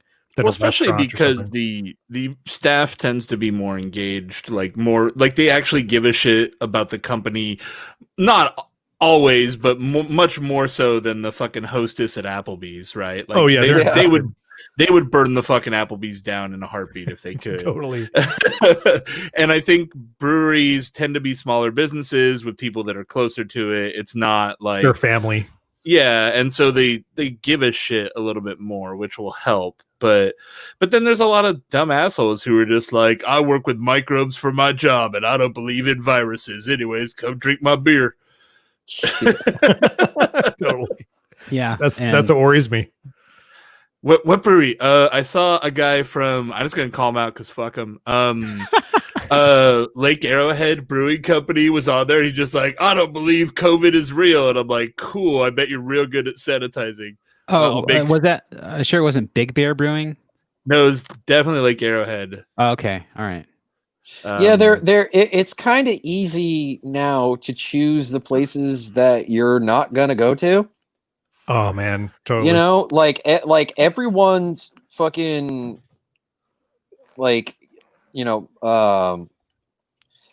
everyone has made their position pretty clear at this point, and it's really easy to look at a brewery saying horrible things online and be like, number one, your beer probably sucks, because there's a pretty clear we've found there's a pretty clear connection between dickhead brewery owners and terrible beer. It's like they're like directly related. I know one exception. One exception to that. Your beer probably tastes like dick. Yeah, and few and far between. That's the the norm. Like Phantom Ales here in Anaheim, the owners, he put out a huge thing. It was worst beer blogged on Instagram. But the brewer, he won, I think, silver for hazy IPA at JABF last year. Like, it's a really good beer, and it's a super good brewer. Well, a clock's also right 2 times a day, so I mean, no, his beer is really good, and it's unfortunate. Like, I'm very choosy where I spend my dollars, and maybe I No, won't go well, there. like I as said, much. it's making that choice easier, I think. But like you said, For it's sure. also one of those things that like that you're like, well, that I'm probably going to be a considerably higher risk if I go there than somewhere who is taking this seriously, and they are trying their best to keep people at a distance, to keep things really sanitized, to make sure people are wearing masks, to make sure that your glassware is really, really clean, and all of your taps are being sanitized, et cetera, et cetera, et cetera. So Sure, there's like the political side of like you're making it a lot easier for me to like suss you out as a shit brewery, and then there's like the side of it where it's like I don't know what this brewery's politics are, but they're cleaning everything. That they're trying the best that they can to make sure everyone's safe, and they're doing it sincerely. They're just not half-assing it. And if I don't know your politics and you're like, you're keeping your shit up and doing a good job, Good on I you. would be more inclined to go to your brewery than that's the thing. not. Like even if you are like COVID's a hoax and QAnon for life or whatever, but as a business person, you're like, that's a really bad look, and we really ought to keep up on this because that is what is going to engender us to the public, to our consumers. If you have that baseline of wisdom, I think that itself is a statement. Yeah, I mean, because then that even if you don't take this seriously, the fact that customers do is important to you, and I think that's really significant. Yeah, like the Absolution Brewing Company dude up in Torrance was on. He got interviewed on the news at like one of those Trump rally things in San Diego. I was like, "Hey, you're a business owner. What are you doing here?" He's like, "Yeah, fuck yeah, let's we need to reopen the economy." And that was like early on. I'm like, he was out protesting the lockdown because he's a small business owner, and he had to lay off all of his employees, and he thinks he already had corona in January, December, or whatever the fuck he said. And this shouldn't be a thing. And it was just like, dude, listen to how selfish you sound right now. You're like, my business is suffering. I already had corona, so what the fuck is going on? I should be able to open my business back up. It's like, take a step back. Look, we are just starting. Like we don't know what's going on. Everything's being shut down because we're trying to like stop the spread of this virus. And coincidentally, Absolution Brewery sucks fucking shit, and people who go to Torrance like will deliberately not mention them. It'll be like, yeah, you go to Monkish, you go to Smog City, Yorkshire Square, and then you leave town because Absolution is not even worth stopping at because they are terrible. Well, again, it's like, consider the look. If you aren't even considering the look, I mean, you're in LA. Like, read the room. Yeah. Like, even if you don't doing believe good this, like, consider your consumer base. Read the room. Like, yeah, read the fucking room. I have one question about all this. The breweries where the heads of it are like, I don't believe in this virus. Why do I have to do all these safety steps? How much work do you think they're putting into cleaning their toilets? Right? Yeah. They're just like, what do I need to clean this shit off the floor for? Fuck it. It doesn't matter. Yeah, exactly. And again, that translates to, why do I gotta CIP this tank every time? That's lame. Exactly. I don't need to do that. I like my beer smelling like butter and farts. It just comes down to caring about other people, especially in light of COVID-19. Whether or not, like, I mean, I have yet to experience any impact from this virus. Thankfully. As far as like family members go, or people getting sick, like thankfully, that doesn't mean it doesn't exist though. And like, just because you don't see something affecting you doesn't mean it's not affecting others. And if at the bare minimum, all you have to do is make sure everything is clean, like how awful are you where you can't just do the bare minimum and just try to make your business look welcoming to people like me who might not want to go out. Like, I don't want to go to the cleanest brewery in America right now. Like, I'm not going anywhere. But you go to hey, we're going to Absolution. Well, are they like following any guidelines? Nah, I don't know. Probably not. Well, no. Why would I want to go there? Aside from their shitty beer, like just do the bare minimum. Play the game if that's what you want to call it. I don't care. But you're helping public interest. You're helping your business, and You're doing Public what's health. right. And it comes down to just, again, being selfish and ignorant. And I have no room in my life for selfish, ignorant people. That's what it comes down to. If we could broaden this out a little bit, I think it's interesting that, with craft beer expanding how it has over the last 10 years, guys, 10 years now, fuck me in the ass. But people have been predicting like a culling in the industry because it expanded so fast, and enthusiasm, it like the number of breweries, I think, expanded faster than the enthusiasm could kind of handle. And so people have been predicting that there's going to be a culling, and small breweries are going to be dropping off. And obviously no one saw this coming, but this is really like kind of an accelerant for that process. Yeah. Like it's pretty like clear what breweries were good on cash, who saved, who didn't get in deep into debt for an expansion, overexpanded. The ones who treat their employees well, like the fact that there are breweries who are getting pissed because their fucking cellarman won't come back for their fucking $9 an hour backbreaking fucking job because they're making more money on unemployment. Like that, the fact that they're not coming back says more about the brewery than it does about the employee. And so true, you look at these breweries who are coming from this angle, and you're like, you're the ones who admittedly probably aren't going to last because you didn't there's who is resilient and who is not is becoming really, really obvious. And not to there interrupt have you, been Matt, some. What's up? Not to interrupt you, and you would think that if you're in that position where you're not resilient because you made maybe you overinvested, or you weren't as wise with your money as you should have been, don't you think you're going to do everything you can to make sure your business is open to as many people as possible by following every guideline you have to follow? It just makes sense to do that. And there's small. Fuck that. I keep it real. There's small breweries around the IE like Urail. Like I think Jason and I have been there once, and the owners of that place are decent people. They're nice. I have no problem with them. Their beer is fine, and they're still open. Disagree all you want, Matt, but I think their beer is fine. And they're still open. They were shut down for they shut down. They did what they had to do, and like they said, okay, we're going to soft open. We're going to have a food truck here. Like they're following the guidelines. Whether or not you like their beer is one thing. They didn't overextend themselves. You go to their tap room, you can tell that they're working low budget, but they're still doing what they want to do. Yeah. They're not bad people, and they're following the rules. I'm fine with I that. would support that brewery before any other of these other asshole breweries that are just like, oh, fuck it. Oh, California sucks. Why am I still like operating a business in California? Well, yeah. You're just an asshole. I mean, is Brewery Rebellion still open? Because God, I think they took over Inland Empire Brewing. Actually, they're the ones making that insane Clown Posse beer. Yeah. Yeah. Oh, good for them. Okay.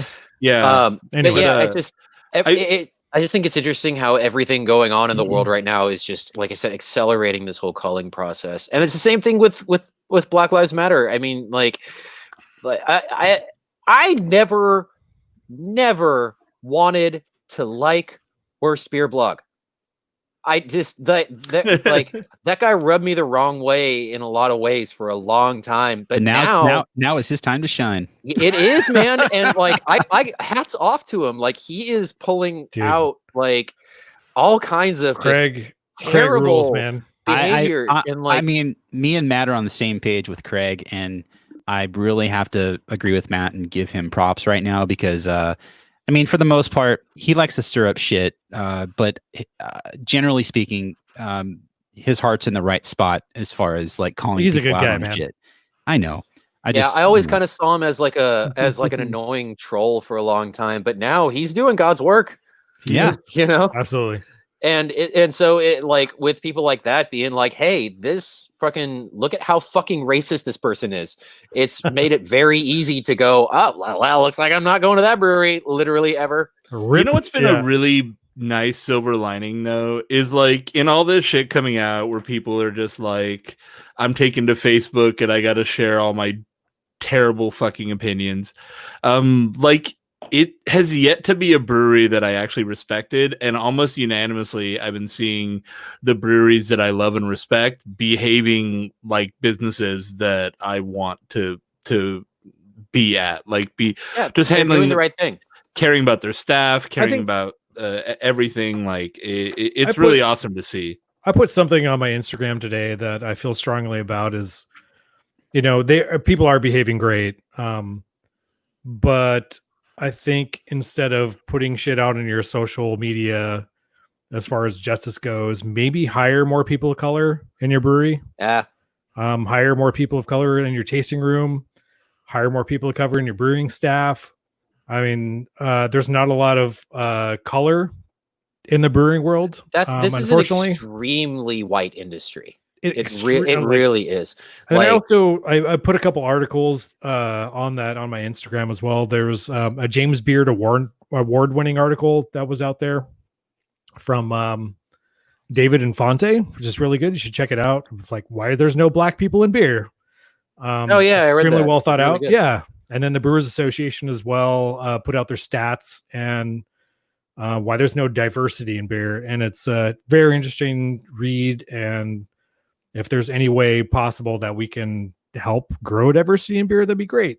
It's not an easy solution, but we have to start somewhere. I mean, it's an interesting kind of perspective because like it relates to the greater concept where, Black Lives Matter, I think in a lot of ways is kind of demanding that white people look around and like stop and think to yourselves, like, how have I been complicit in the suppression of black people, essentially? And you look at the industry that we're in and you're like, this is extremely white.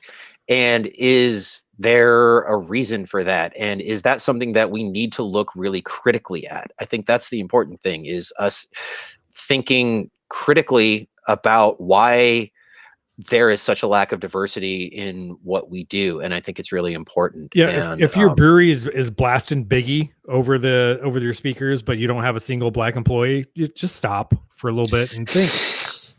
Yeah. Like have some fucking self-awareness, So, yeah, I just think it's an important thing to reckon with, Hopefully we see change, man. It'll happen. I'm sure. A good time to say fuck founders, by the way. Just yeah. I think we've like we haven't heard a peep from them, have we? They have been silent. Yeah, all this. They're like, peace out. Yeah. They're like, oh, let's don't look away from us. We don't have a massive lawsuit happening right now. All right. Well, I don't know. I guess we could call it done. I got one more beer to open, but we're at like an hour and a half almost. I'll have another beer. You want to? I'm down. Let me go grab a beer. Sure. All right. I'm looking for press releases from founders. Yeah, good luck. No, I get him. As far as them mentioning anything about this, it's been a while. Yeah, I mean, everyone's been, putting up the, we stand with Black Lives Matter and all of that, and they know damn well that if they put anything like that up, people are going to be like, hang on a second,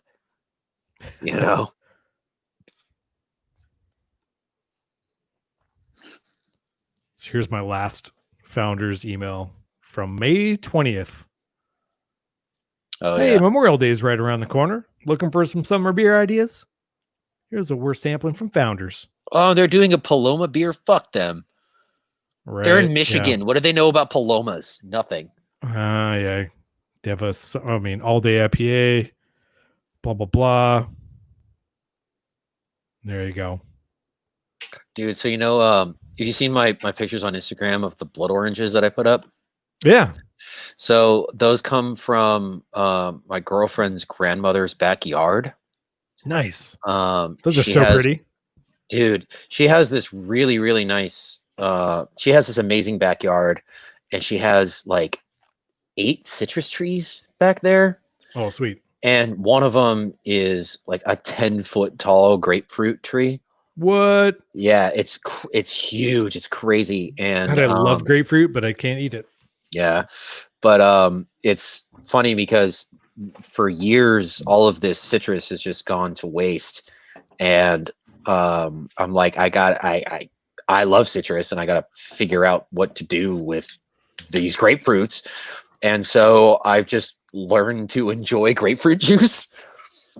I love grapefruit juice. It's so good. Yeah, I was just telling him the Cass's grandmother, her backyard has like 8 citrus trees in it, and one of the things that I've done is learn to love palomas, which is just grapefruit juice, a little bit of lime juice, tequila, and carbonated water. So ironically, I was simple syrup. just looking at Paloma, and the Paloma is known as a working man's drink, and the actual like authentic recipes are, instead of all that fancy stuff, just squirt or jarritos. Yeah, actually, it's funny because like the jarritos is not as good in my opinion. I prefer squirt because it's more acidic. Jarritos is a little Gin too and squirt's sweet. fave as well. Yeah, but yeah, palomas are dope. Actually, it's funny because like with I really like palomas, but I just haven't been drinking all that much lately, and so I've come to enjoy just simple syrup, grapefruit juice, and carbonated water. It's like making my own grapefruit soda. It's awesome. Yeah, you balanced out the sweet with the sour. Yeah, Perfect. yeah, and the bitterness. It's like my go-to, just like drink when I'm make thirsty. a keg of it. I made That's a great idea. I made palomas last weekend for me and Sarah. Yeah, it's one of our faves. I love grapefruit in anything. So, dude, I have a 2.5 gallon corny keg, and making like small batch sodas and stuff like that is so fun. Yeah, I did a ginger beer with I ground up like, I don't know, this huge thing of ginger that I got from. Nice. Oh man, sugar. I have corn sugar, and let it ferment for like a day and a half. It got its own fizz. Put it on tap, and that's super cool. Kid loves it. Everybody loves it. Delicious. Jason, are you sure that was Lake Arrowhead Brewing? I'm almost certain of it. Because their tap room is supposed to open spring 2020. Yeah, I couldn't find, like, it said it on his Facebook profile, and it seemed like a brewery that was either very small or almost non-existent. So maybe he's currently opening a brewery that's going to be bad. Okay. I mean, I don't want to put someone on blast that's not. Is he the same guy who runs the Lake Arrowhead Beer Festival? The Oktoberfest thing? No fucking clue. Person. I think that's run by a bar owner up there, if I'm not mistaken. I've met that dude. Yeah, there's like one Kiltware dude. Yeah, in Lake Arrowhead, there's one like really like there's a bar with a pretty good beer list, and I'm pretty sure it's the same guy. Okay, so does everyone have a beer? Yep, I do. I still have my old beer, but it would be the same beer anyways. I only have 2 beers. It's all good. All right, so to wrap things up, I am opening something as kind of a palate cleanser. I had 2 really spectacular IPAs. I had Hop Fu and Alpha Neo IPA from Beechwood. And now I'm drinking a Dunkel from Integrin. This is the Integrin Dunkel. This is a 5.5% lager, a Dunkel lager, so it's a dark lager. Delish. And honestly, after those 2 IPAs, this is goddamn refreshing. You guys are fucking dorks. So Integrin is one of those breweries who is it's sort of like a brewery crush if you like German style beers, and Integrin just is killing it. Whenever I see the beer, I have to buy like a case of whatever they have. I'll tell you what, this beer is light, refreshing. You've got a little bit of a caramel note on it, but it's not anything heavy. It finishes dry. It's effervescent. It's really, really good. You got that toasty. Just a little bit of toast, but it's more like I said, like the caramel bready thing. Yeah, you're getting like that the pizza crust that's been in a wood burning oven for a little bit. Yeah, that's what I'm looking for. Beer? I got this at Windsor Homebrew Supply. Yeah. God damn it. God damn, man. Windsor Shout out killing it. Shout out Scott Windsor. Yeah. Matt, did you hear when we realized that Scott Windsor was in a band I used to love? No.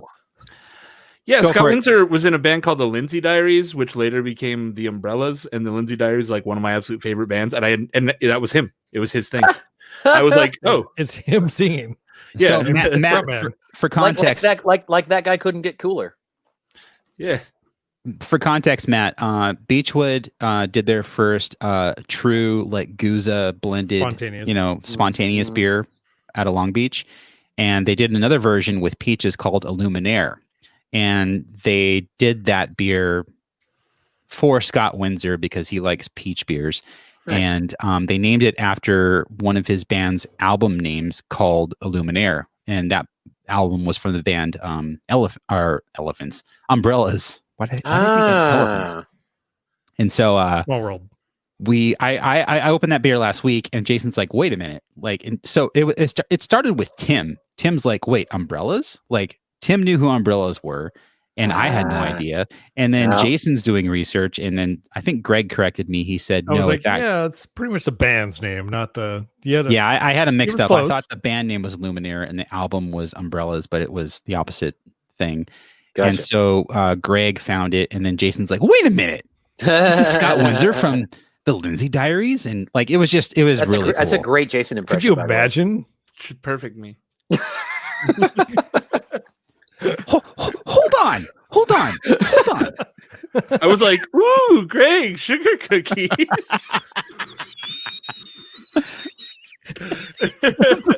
Sugar cookies.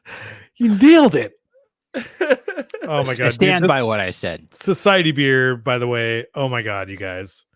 If you ever talking about going back in time, Society was my first Instagram post ever Oh, when they first opened. So if you like swipe all the way to the bottom of my Instagram, that was it was Doug Constantiner on the tour talking about how they're never going to can beer, yeah. and here we are. So There's a lot of Or people players. saying that like Smog City just got a canning line actually, and they swore up and down that bottles were the only way. And 2 years ago, I was at their anniversary looking at their brand new bottling line, and they're like, "Yeah, it's a bottles are dope great bottling line too." because you can flush the air in, and you can't. It do was that with it was cans, all about Dio. It was all Yeah. about Dio. Yeah, and and nobody gives a fuck. now they're canning, and more people are buying their beer. Fancy that. Good for them. Yeah, Bo Pills. Low Oh, Bo yeah, Pills They're, fuck they're yeah. coming Come up on their 9th anniversary. So And the Gorilla, the Amarillo Gorilla. Don't forget that. It's great beer. So good. I like to call it the Amarillo's Gorillas. It's not really for short. It's just different. Yeah, the porters are great. Different. people. And better. That's right. Little, yellow, different. Jason, what did you get? You know I keep that MF thing on me. No, Swami. Swami's dong. He just whipped out a Swami's dong. His Big Swami swinging dong. Swami dick. That's right. Just plopped it on the table. So I tell had us two- about Swamis, Jason. How many Swamis do you think you've consumed in your beer drinking career, Jason? Like 150 this month. No, I don't know. A lot. I drink a lot of Swamis myself, but I honestly want to get a Um, keg of Swamis at home and just say fuck it. That would rule. I wonder how their keg prices are. I got to look into that. One of my biggest bummers when I was trying to do like COVID road trips was that Pizza Port didn't have any to-go beer except for their canned beer, which I can get at the store. Yeah, they shut Yeah. down pretty hard. I was gonna drive down there and just be like, whatever you have, I will buy as much of it as I can. And Yeah, it's worth looking into like where breweries are at now. Like if people have been doing like, delivery services and like stuff like that, they may be expanding their offerings now that things are opening up more a little bit. So look into your local brewery again and see where they're at. Yeah, it's changing rapidly. Everybody changes from week to week, I think. Yeah. And I really Definitely. think, Here. like, we brought this up, like, I don't know, a month and a half ago when we first started talking about these new ways of tasting rooms getting their beer to people. Like, it looks like this is something that's going to probably stay in place just because, like, even with soft openings of tasting rooms and like following measures, like next week when tasting rooms can just be tasting rooms again. You've still got people like me that do not want to go in there and buy beer. So the curbside pickup thing, if we can keep that going, like that's, again, it's a great way to buy beer. It's accessible. It's easy. Maybe it requires more from your staff, but that just means tip even better. Like, I mean, the person until that brings your beer vaccine- out to you, give them like a $10 tip. Until there's a vaccine, like honestly, Yeah. I'm doing that Well, for a long you know, time. Mother being the necessity, or what is it? What's Necessity's a mother of necessity invention. being the mother? Thank you. That I think a lot of breweries are like, oh, there's like 9 different ways that we can make money. Let's keep doing this, and like, hell yeah, you know. Great. Yeah, I mean, at least in the short term, I think they're going to stick around because, yeah, even though it's legal now, consumer behavior is not going to change overnight. There's a big part of their customer base that's going to say, like, I don't want to go sit in your tap room and drink beer. I want to have your beer and go back to the safety of my home. And hopefully it's permanent. Honestly, like, all these cool new alcohol delivery and pre-made to go stuff has been really cool. The other thing that I think I talked about this with Yvonne last night, all these restaurants that were like reluctant to get on board with Postmates and Uber Eats and, you know, all of the other food delivery services, they've been forced at this point to adapt to like a digital marketplace where, like, you know, someone picks up your food and they deliver it for you. And I think that's awesome. It sucks that it really, really sucks that these are the conditions that made that happen. And it sounds very capitalistic of me to say that, like, because hundreds of thousands of people in America have died. But we're trying to look at like a silver lining here. And if there's a silver lining, it's that, you know, a lot of places are adapting. And for consumers, if you're looking at it from that capitalistic point of view, it's awesome.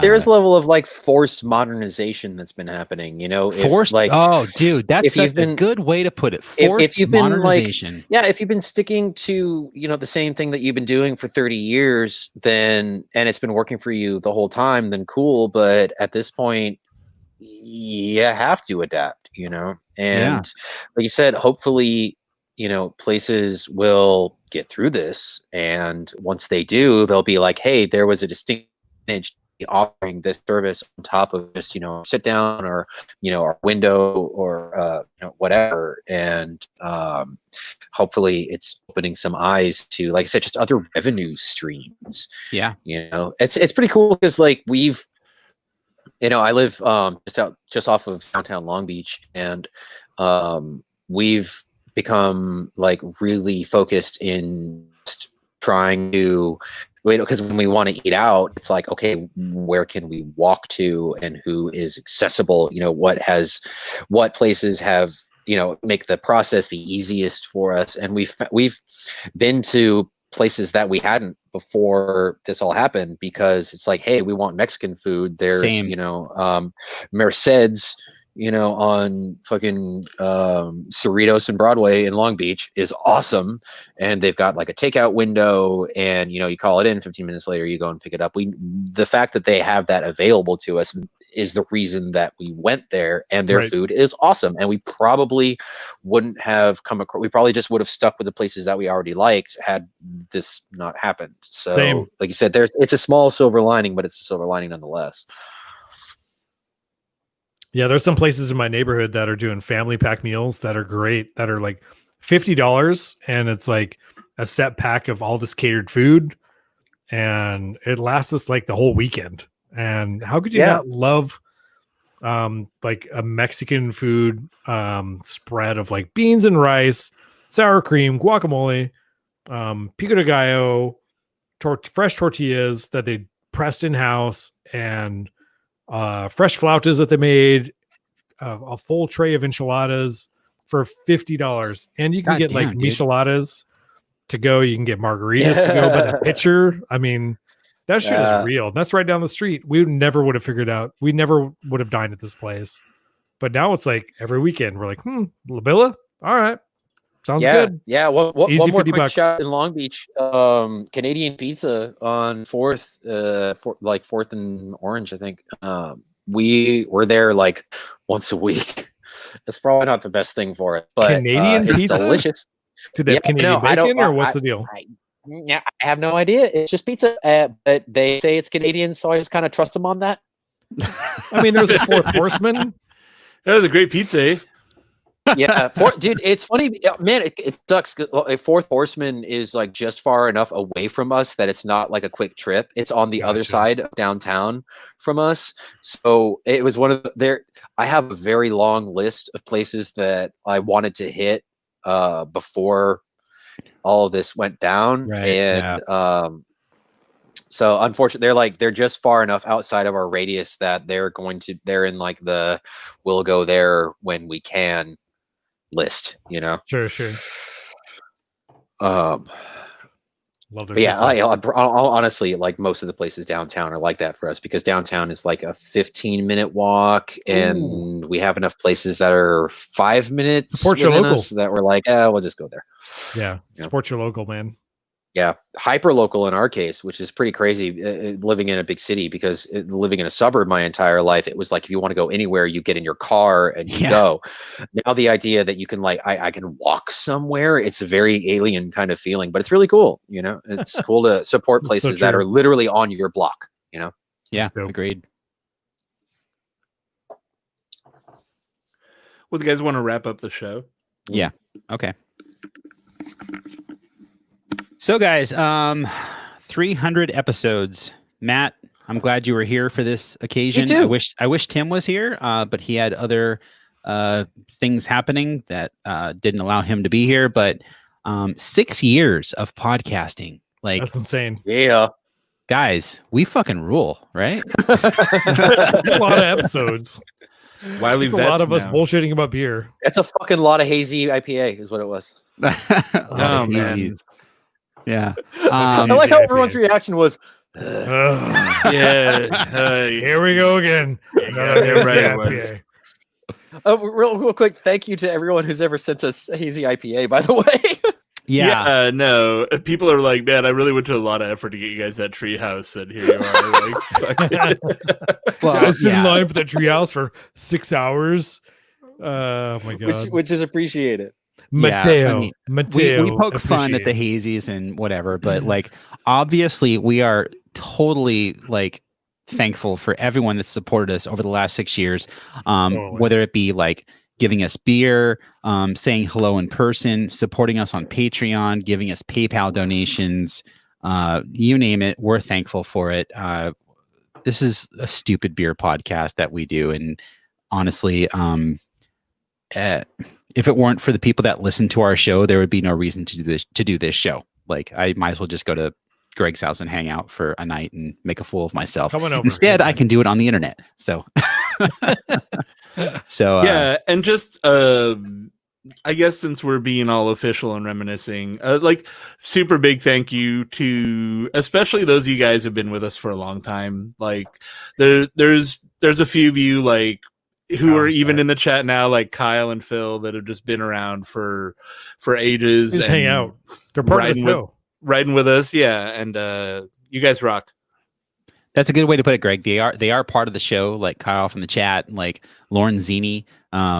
If you've listened to the show over the years, family. like these are names that you just come to know, and then like, you know, we're friends with Kyle, we're friends with Phil. Like, Phil has lived in California and met up with us and given us beer, and I've lost his beer and recovered his beer at FerkFest, and like, it's a lot of cool. Like, I think the best part of this show, aside from like hanging out with you guys and drinking awesome craft beer, is interacting with the people that like to hear us talk about beer. Totally. I call them listeners. I tend to shy away from calling them fans, because if you're a fan of what we do, that's cool. But you could also do the same thing if you wanted to. Like, it's not hard to start a podcast and get, you know, listeners of your own. And the people that listen to us and support us, like, it means a lot. Like, it sincerely does mean a lot. Like, we've made enough money on this show to support anything we've ever wanted to do as a group. It's a supplement to everything that we do, and it means a lot. and whether that's buying beer, going to festivals, paying for new equipment, which a lot of that money has gone to, and we cannot thank you enough. So thank you for the last 6 years of support and love, and wash your hands. Yeah, shout out to Christina and Gabby, who have supported us all along the way. You guys are rad. Yeah. I want to give one more shout out, by the way, and that is to John, because there's a lot of podcasts out there, and most of them sound terrible. But John has put in so much effort into making this podcast sound really, really good, and he succeeds in spades. And thanks, man. It's one of the best.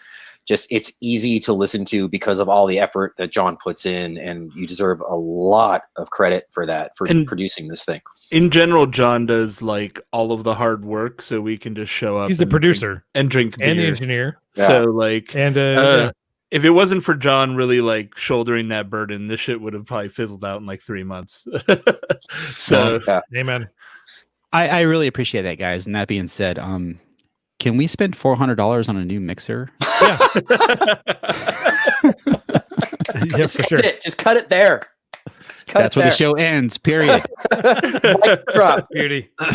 It's our last episode ever. Done. We just don't release for the next. That was really fun, guys. That was great. Thanks for joining us, Matt. That was dope. Yeah, dude. Thanks for having me. That was a lot of fun. I'm super hype you're here. You should drop in more often, man. It's easy. Right. Yeah, I know. I've been a little. This whole thing has been hitting me pretty hard. So let's pause for a second. Yeah. And make sure we stop recording. Oh yeah. True. Okay. And All right. I was recording that whole time. Good. Oh my God. But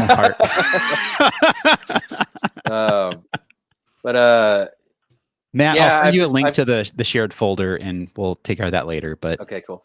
I'm carry on. make sure and save this project real quick. Export as MP3 and save it as MP3, Matt, at 192, like the highest bit rate possible for MP3. Export as MP3. Okay. 192 isn't the highest possible, but I've been using 192 because he asked us to. Okay, yeah, okay, 192. It's fine for voice. I'm exporting. But yeah, I've kind of just like retreated to my hole with all of this, so it was really fun, like just coming and hanging out with you guys for sure. It's cool, man. Nice to be social with other human beings for once. Yeah, man, it's been good to see you, dude. Yeah. What's the date today? You guys is 6/6/2020. 666. Fucking now.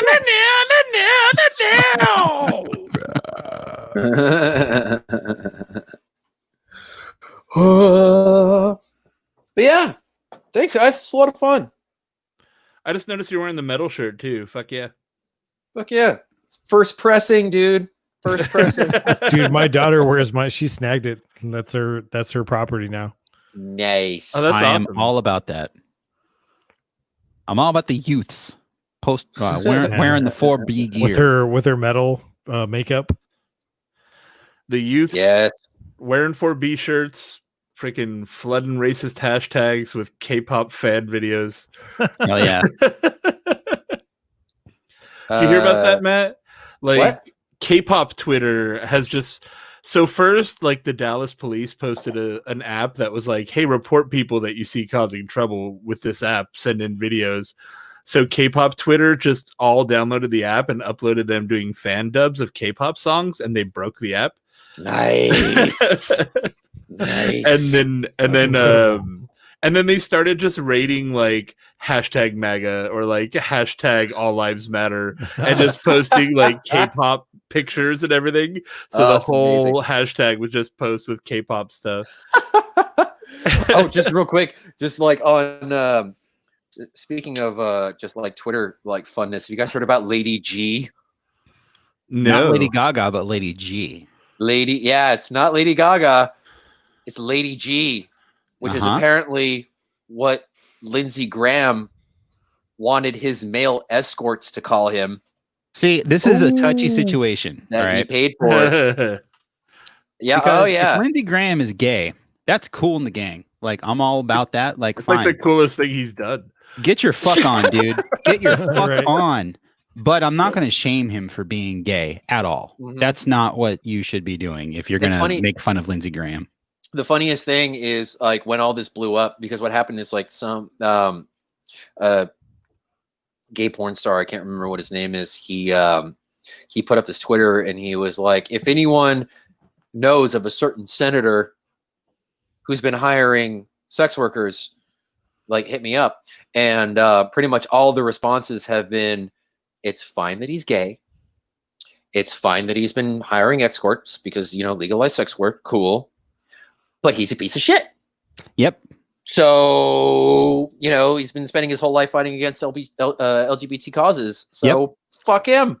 You know, that's been the response across the board. It's fine that he's gay. It's fine that he hires sex workers, but he's a piece of shit. So fuck him. I love that. It makes me just look up Lady G on Twitter. It's a gold mine.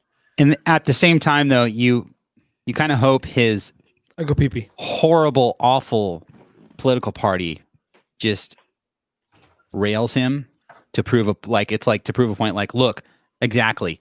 Like it's like a self-own at this point. You know. Lindsey has been such a since he got elected, a big supporter of Donald Trump. Before Well, then, he was now that you mentioned that, see, that's the thing. Is like he wasn't like really big on Donald Trump until like one day he went and played golf with him one time, and after that he became this evangelist. And now all of the chatter is like, oh, I wonder if when he was playing golf with the Donald, if Donald Trump was like, hey, so I've heard this thing about you. Got some dirt. Yeah. And then there's Graham- also questions if the Russians also have that same information. Wow. Lindsey Graham famously had a whole thing where he publicly either did on social media or said, but basically it was like, if we vote for Trump as the nominee, we'll be destroyed and we will deserve it. Yeah. It was like, Yeah. well, And hopefully then you're right. Strangely enough, he changed his tune after this golf game. But Republicans are so fucking craven and soulless. Like, I could just see him be like, well, this is what the party wants now, so I'm just gonna completely do a 180. That's true. That's true like, too. They have no morality at all. If his constituency is demanding it, then yeah. But the timing is just suspect, and it's just, this is like chisme of the highest order, and I'm just like, give me more. I fucking just inject that into my veins, man. It's awesome. Yeah. It's a touchy subject, though. Like, I despise Lindsey Graham, but I'm not about to make fun of him for being gay. Oh yeah, totally. That's the he's thing. just a piece of shit. You make fun of him because he's a piece of shit. Yeah. We judge people not on their sexuality, but on the content of their character. And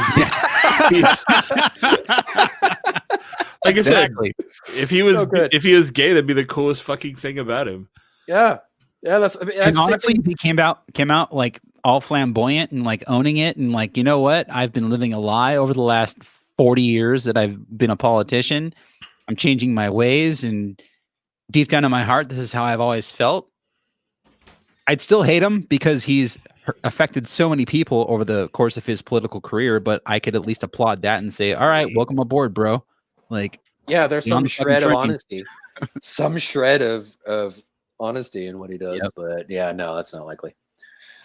Anyway. All right. Fuck all right, guys, I'm bouncing out. Yeah, cool, I got hanging out, dude. I got family coming in about an hour or so. I was hyped up as a cook. Got to go make some meat. Fuck yeah. All right. Thanks for having me, guys. It was a lot of fun. Later, man. See you guys. Cheers, bro. Oh. Now it's just you and me, John. Sorry, Greg. That was an accident. Where'd it go? You're back. I thought Greg was just like fucking off. I'm used to work conference calls where the moment one person leaves, everyone's like, cool, it's leaving time. And everyone drops. Well, oh, dude. watch this one thing. in work news, actually, Greg, do me a favor, check your Discord. Okay. I sent you a message. I just want you to laugh at my funny meme. But in work news, we have this app at work called Chime, and it's basically just like a knockoff of Slack, and we've lived with it forever. So good. We've lived with it forever, but it's basically like 80% Slack. Like it's pretty good, but it's not Slack. They just announced like a big thing with AWS and Slack, and so like Slack is going to use our video and audio conferencing tech, and so we're going to use their everything else, and then we're going to be. Long story short, we're going to get to use Slack at work, which we haven't been able to. Is Slack still we use Slack. I don't know. Because it sounds like Amazon might be buying Slack sometime in the future. Yeah, we use Slack at work all the time. It's feel our like main. I feel like if they were going to, they would have. Like this is like almost. It sounds like a merger of the product. Beerblog.com. We got the Nagel. I was totally going to say that. Okay. Well, the Nagel I beat you monster. to it. He's just jumping in. Fine. He's enthusiastic. I like that. Yeah, dude. We'll talk I mean, about I that bring later. the energy. And today, It's hilarious. Play it, dude. Play it. Let's watch it. I just like watching a yeah, great. he's going to shower us with Nelson. The Nelson Yeah, showers. we're doing some. Well, I think this is Noble's first appearance on the show. We're It doing is, isn't it? Yeah. Awesome. Nelson shower. Way back in the day, we were going to do that one with the female masturbation, the Symbian. Sibian. Dark Sibian. Yeah, Dark Sibian, yes. Yeah. But then we never got around to doing it. I The actually thing I have- regret about these shows, it looks like I'm playing with my dick in my pocket. I mean, aren't you? I mean, why wouldn't you? What you should regret is not playing with your dick. Look at, I mean, Matt Clean Cut is just the funniest thing now. Matt Clean Cut is still sexy. Yeah. Andrew, yes. Yeah. I He was have so like, all about Kenny, that. Or But then Kenny, he was like, Jerry gave I'm a me a hippie bottle. now. Like, I was like, dude, I'm not going to open this now. It's just It's a Yeah, so I brought Nelson showers, because why not? That was a dope beer In a back in the day. fucking bomber. That's so crazy to see now. That was all. That was all they had. Yep. And we have the Lost Abbey, Teku. There's- Kyle in the chat. I remember Noble. Right. Oh, come on, Kyle. That's true though. That was Is it? Noble. Well, they're definitely not as notable as they used to be. The beer's still Not as- good, but we just don't. I haven't go. been there. Yeah. I didn't turn my fan on. Keep going though. Go for it. Push play, Yeah. Greg. Noble's like the part in Half-Life 2 where it's like, oh, that's Ravenholm. We don't go there anymore. Yeah. For those who don't know, Noble is a brewery in Orange County. They're in what, Anaheim? Anaheim, right by the stadiums. Yeah. They're really good friends of ours. Evan, their brewer, is he's been in Southern California brewing scene forever. Keychain, He was yeah. a BJ's Solid. guy, Those right? goddamn keys. Yeah. And now he's at Noble making some very tasty beer. What's going on with this one? So this is a single hop Nelson all the way through. It's 8.8%. I think it's Everyone's That voices sweet sound fucking different. look at that. How awesome does that look? I made that That's pretty dope. myself. Yeah, so you took a photo and then you're like, do the soft zoom. Yeah, like The the crop in. whole the brewer, the beer, the style, the ABV, the colors, like that's all me, man. I made Yeah, it's that got in the Photoshop. wavy line, and that's dope. Thank you. I'm pretty proud of that. And it's all late edition and dry hop Yummy. primarily, and he does a first wort hopping. Doesn't do a For good initial measure. boil. Yeah. Yep. And anyone who knows me knows that I loves my Nelson. So I'm Well, I and love Greg, Bud you are Nelson. not actually affiliated with Noble. no. But you are the OC Beer Blog, Correct. and so Noble is one of the premier OC breweries. All right. Yeah, absolutely. So we decided to- you're like everywhere in Orange County. Like when something's happening, I'm kind of jealous of you, to be honest. With I'm you. Everybody sounds so weird. Why?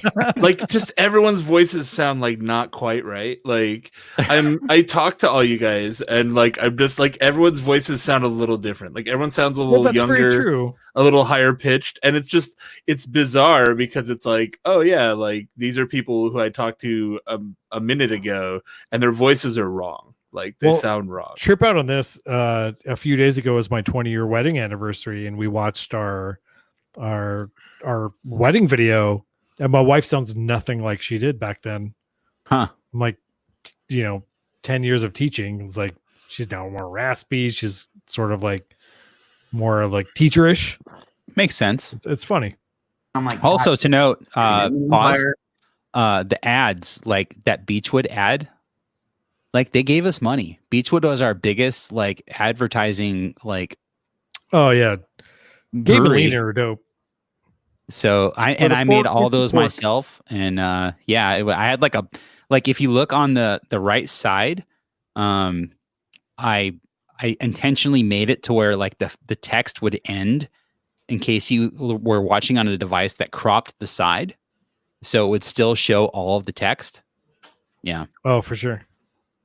I'm an hour away, and like this is in your backyard, kind of thing. It is, So, yeah. And I live in Anaheim, so it's See, like John's voice is very deep. I can see what you're saying. IE's coming up, man. IE's coming up. cheers, guys. IE's so is coming up. Anaheim. Anaheim. It still hasn't. Still waiting. Um, Man, IE's coming up. Cheers, guys. so is Anaheim. Thanks for having me. Too. Definitely. But Anaheim did actually come up. And I live in Anaheim, so it's IE's coming up, man. IE's coming up. So cheers, good. guys. so is Anaheim. Anaheim. Thanks for having me. me. Definitely. But he's also doing a thing called the Ferk Fest. Bergfest. It's so funny, dude. The fest. Wait, what are you doing, man? No, I was just looking for what else is happening, Oh, well, There's, let's hear about FerkFest. dude. We Or the calm before the storm, which is No, this is about Stone. Purple. No. The Ferk Fest. The Ferkfest. Cascale Festival. Why don't you talk about Okay, we that? should yeah. talk about that after we drink this, because Why don't you talk about it? Because I don't know shit about it. yeah, the aroma on this is phenomenal. Take it to the And dome. Nelson is one of my favorite aromatic hops. Oh my God, Nelson. Oh my Last God. week with the Swami's IPA, we talked about how like Swamis. Fucking Yeah, Swamis. I'm here. Yeah. you think Nice. Here's my thing though with The Nelson. perfect episode. Nelson does not age well as a hop, especially as a single. Well, I think hops in general don't age well. No. I think that's I the mean, thing. you can. Nelson in particular. Nelson Oh my in God. particular goes into a really weird flavor profile really fast. Onions. Yeah, so this is definitely, these kind of beers are definitely ones you drink as quickly as possible. Yeah, Scott Jennings at Sierra Nevada was saying that the Nelson it's one of the most domineering hops that you can put in. Domineering. You have to dial it back if you're blending it. Mm-hmm. But once it drops out, then obviously all the other hops kind of beat it to the finish line. Right. So that's cool. Here's the thing that I love about New Zealand hops is that, I mean, when you have like, they call them like impact hops. When you have like American style, it's very like, tropical fruit, citrus, blah, like in your face. Blah. This one has a lot of like the tropical notes. It's got a lot of fruitiness that like, The Like, almost mango, the papaya. yeah, that like passion fruit type passion thing. fruit. But then also there's this Star like fruit. Capri Sun. there's also this like underlying like spiciness to it. You know what I mean? Because a lot of those New Zealand hops are noble varietals that have just kind of mutated over time. But they always have that noble kind of like woody, like spicy Right. thing. It's almost like a little bit of bitter pepper on the back end. Yeah, for sure. But I really think I the, almost feel like a cedar thing. In Yeah. a way. the bitterness on this is perfect for what it is. Like Mhm. it's just it's not overwhelming. It's Total Wine too. Dude, Toad's Yeah. wine. They gave us money too. in your face. I mean, it's in your face. It's just not. It's not taxing, I guess. It's got a very good mouthfeel. I think it's got like a softness to it. Dude, those that showers kind beers of, were insanely good. It balances the. Well, and that's the Nelson well. too. I thought because- my ads were cool too, because like I wanted them to look good and not just like it looked like a bullshit thing that they made and I just pasted it on the video. And every ad we had on NBT I made. Like they gave us that graphic, but like I'm the one that made that banner. And so yeah. hop, but when it's used for bittering, it's kind of like a soft water versus hard water thing. I viscousy get you. kind of thing happening, which I don't know if you can Viscousy. get that from hops. I doubt you can, but for some reason it lends itself to being like a soft kind of feeling hop in your mouth. So It That's a bunch of bullshit right That there. makes it sound like oily, like okay. viscousy. It's like, is it like slime? That's why I said it's a bunch of bullshit right there, dude. like super sticky, resiny. Yeah. It's more chalky, definitely.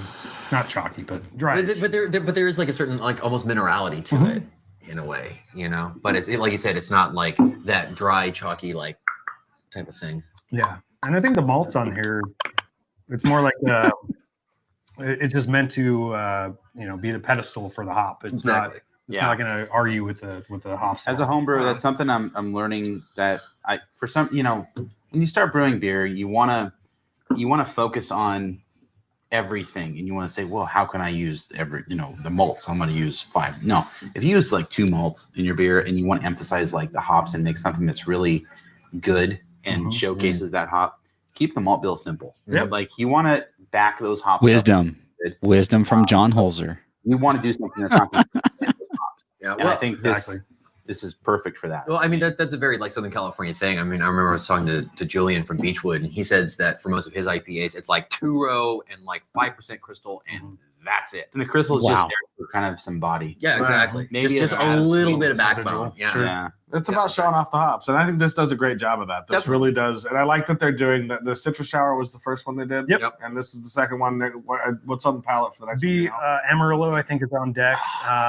They're going back so much peach to Tongue Tickle's double IPA, which won the LA IPA Fest. The full pint. This is kind of similar, but just the single hop version. I think that was a blend of maybe the 3 or 4. Right on. I gotta say, I'm really proud of what Noble's doing, especially since Evan came on board.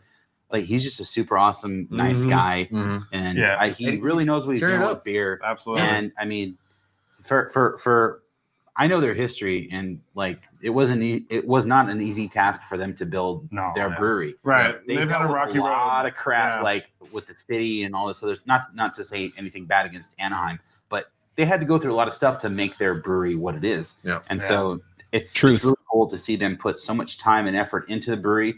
And then Greg is about to fight you. Not to say anything bad about Anaheim. Greg's like, you're damn right. Noble had a very bumpy opening. Like it took they went through a lot of shit. Greg, I think your mic's off. You're muted, Greg. Oh yeah. Sorry. Yeah, I was there on day 1, and it took them 10 months to install a brewery. Yep. They were brewing beer out of Dale Brothers back in the day. Yeah. And like the first time I went there, they gave it Jerry, the original dude there. Mm-hmm. He gave us like 4 packs of everything they had, and we toured the brew house, and it was still like dusty. Nothing was in tanks. It was nothing. So. Oh, this is the part I've been looking forward to. But then you go Winter Storm 2014. And we're going to do some master pairing shoots there. So, barring any massive problems, we're going to shoot to one of those right now. Wait, don't skip the intro. Greg. Damn. Okay, pause. Go back. The music for this is also me. So the intro for NBT, I recorded everything on my computer. And the intro for Master Pairings is also me. And I asked Bill, I was like, what should I play? And he's like, I don't know, something kind of like punk rock-ish, kind of like the Clash. I don't know. Something simple. And so that's like the intro song I made for Master Pairings. And I recorded that myself. I didn't know you did that interstitial music. All the music on NBT was me. Right now. Yeah. That's a good song.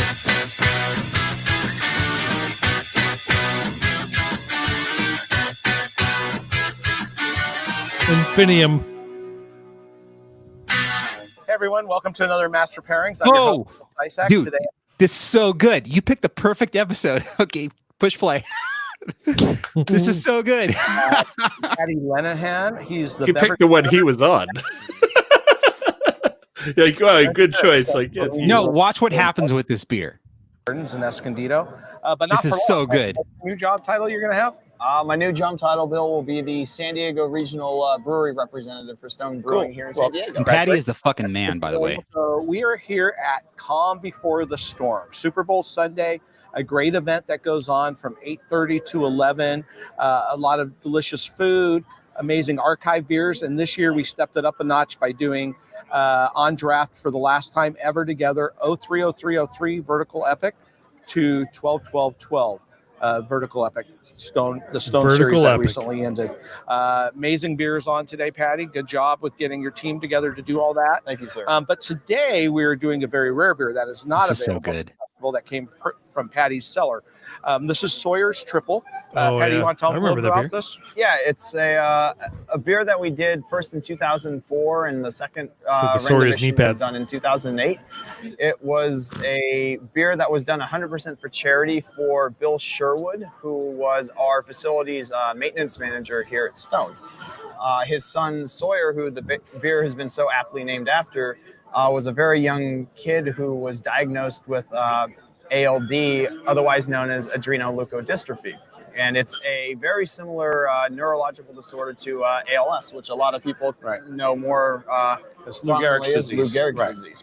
And Sawyer unfortunately lost his battle with this disease late in 2004, but Bill was able to do this beer. Filming at Stone was always awesome. It was so fun.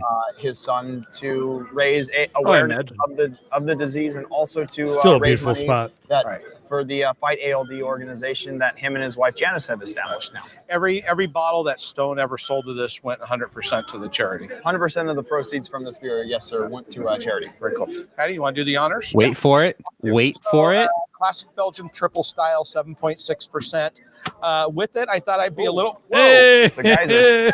Wow. It's lively, apparently. Smells delicious. Smells delicious. And so some context. After we finished recording this, Patty was so embarrassed, and it wasn't even his fault. He didn't do anything wrong, but he was. It was his. I think it was his first time on New Brew Thursday, and he just was like, "Oh no." Oh no! It got all over the food. We had to pause and like get new food I just brought in. watched it like drench the plate of food. With it, I thought I'd Oh, It's a guy. This is a geyser. It's so good. Wow. He poured it on the side of the glass. He's trying to pour it. It's lively. It's lively. It's lively. Apparently. smells delicious. Oh, yeah. That was so good. Yeah. No, That's awesome. apparently. Normal. You're too fast. You're too fast. I know. that's So what we she said. paused after this, cleaned everything up, got new food. Like Bill was like, Of course, bring us yeah. some new food. And New for then we- Thursday. we carried on. So push play. All right, we'll adjust. That's why I always open the bottles on the show, but that's okay. Patty's so uncomfortable. We're back. Wait, go back. Go back. Yeah, Was not watch. expecting Pause it. All right, we'll adjust. That's why I always open the bottles. Yeah, right there. That's why I always open the bottles. That's so Trumpy. You opening the bottle would make no difference. It's just like That's the overcarb. thumbnail right there. That should be the thumbnail for this video. Ah. Oh, the French. Oh God. Anyway, It's on the show, but that's okay. All right, we're back. so new There we go. food, So and it's you can triple. skip the rest of it. It doesn't matter. But Anyway.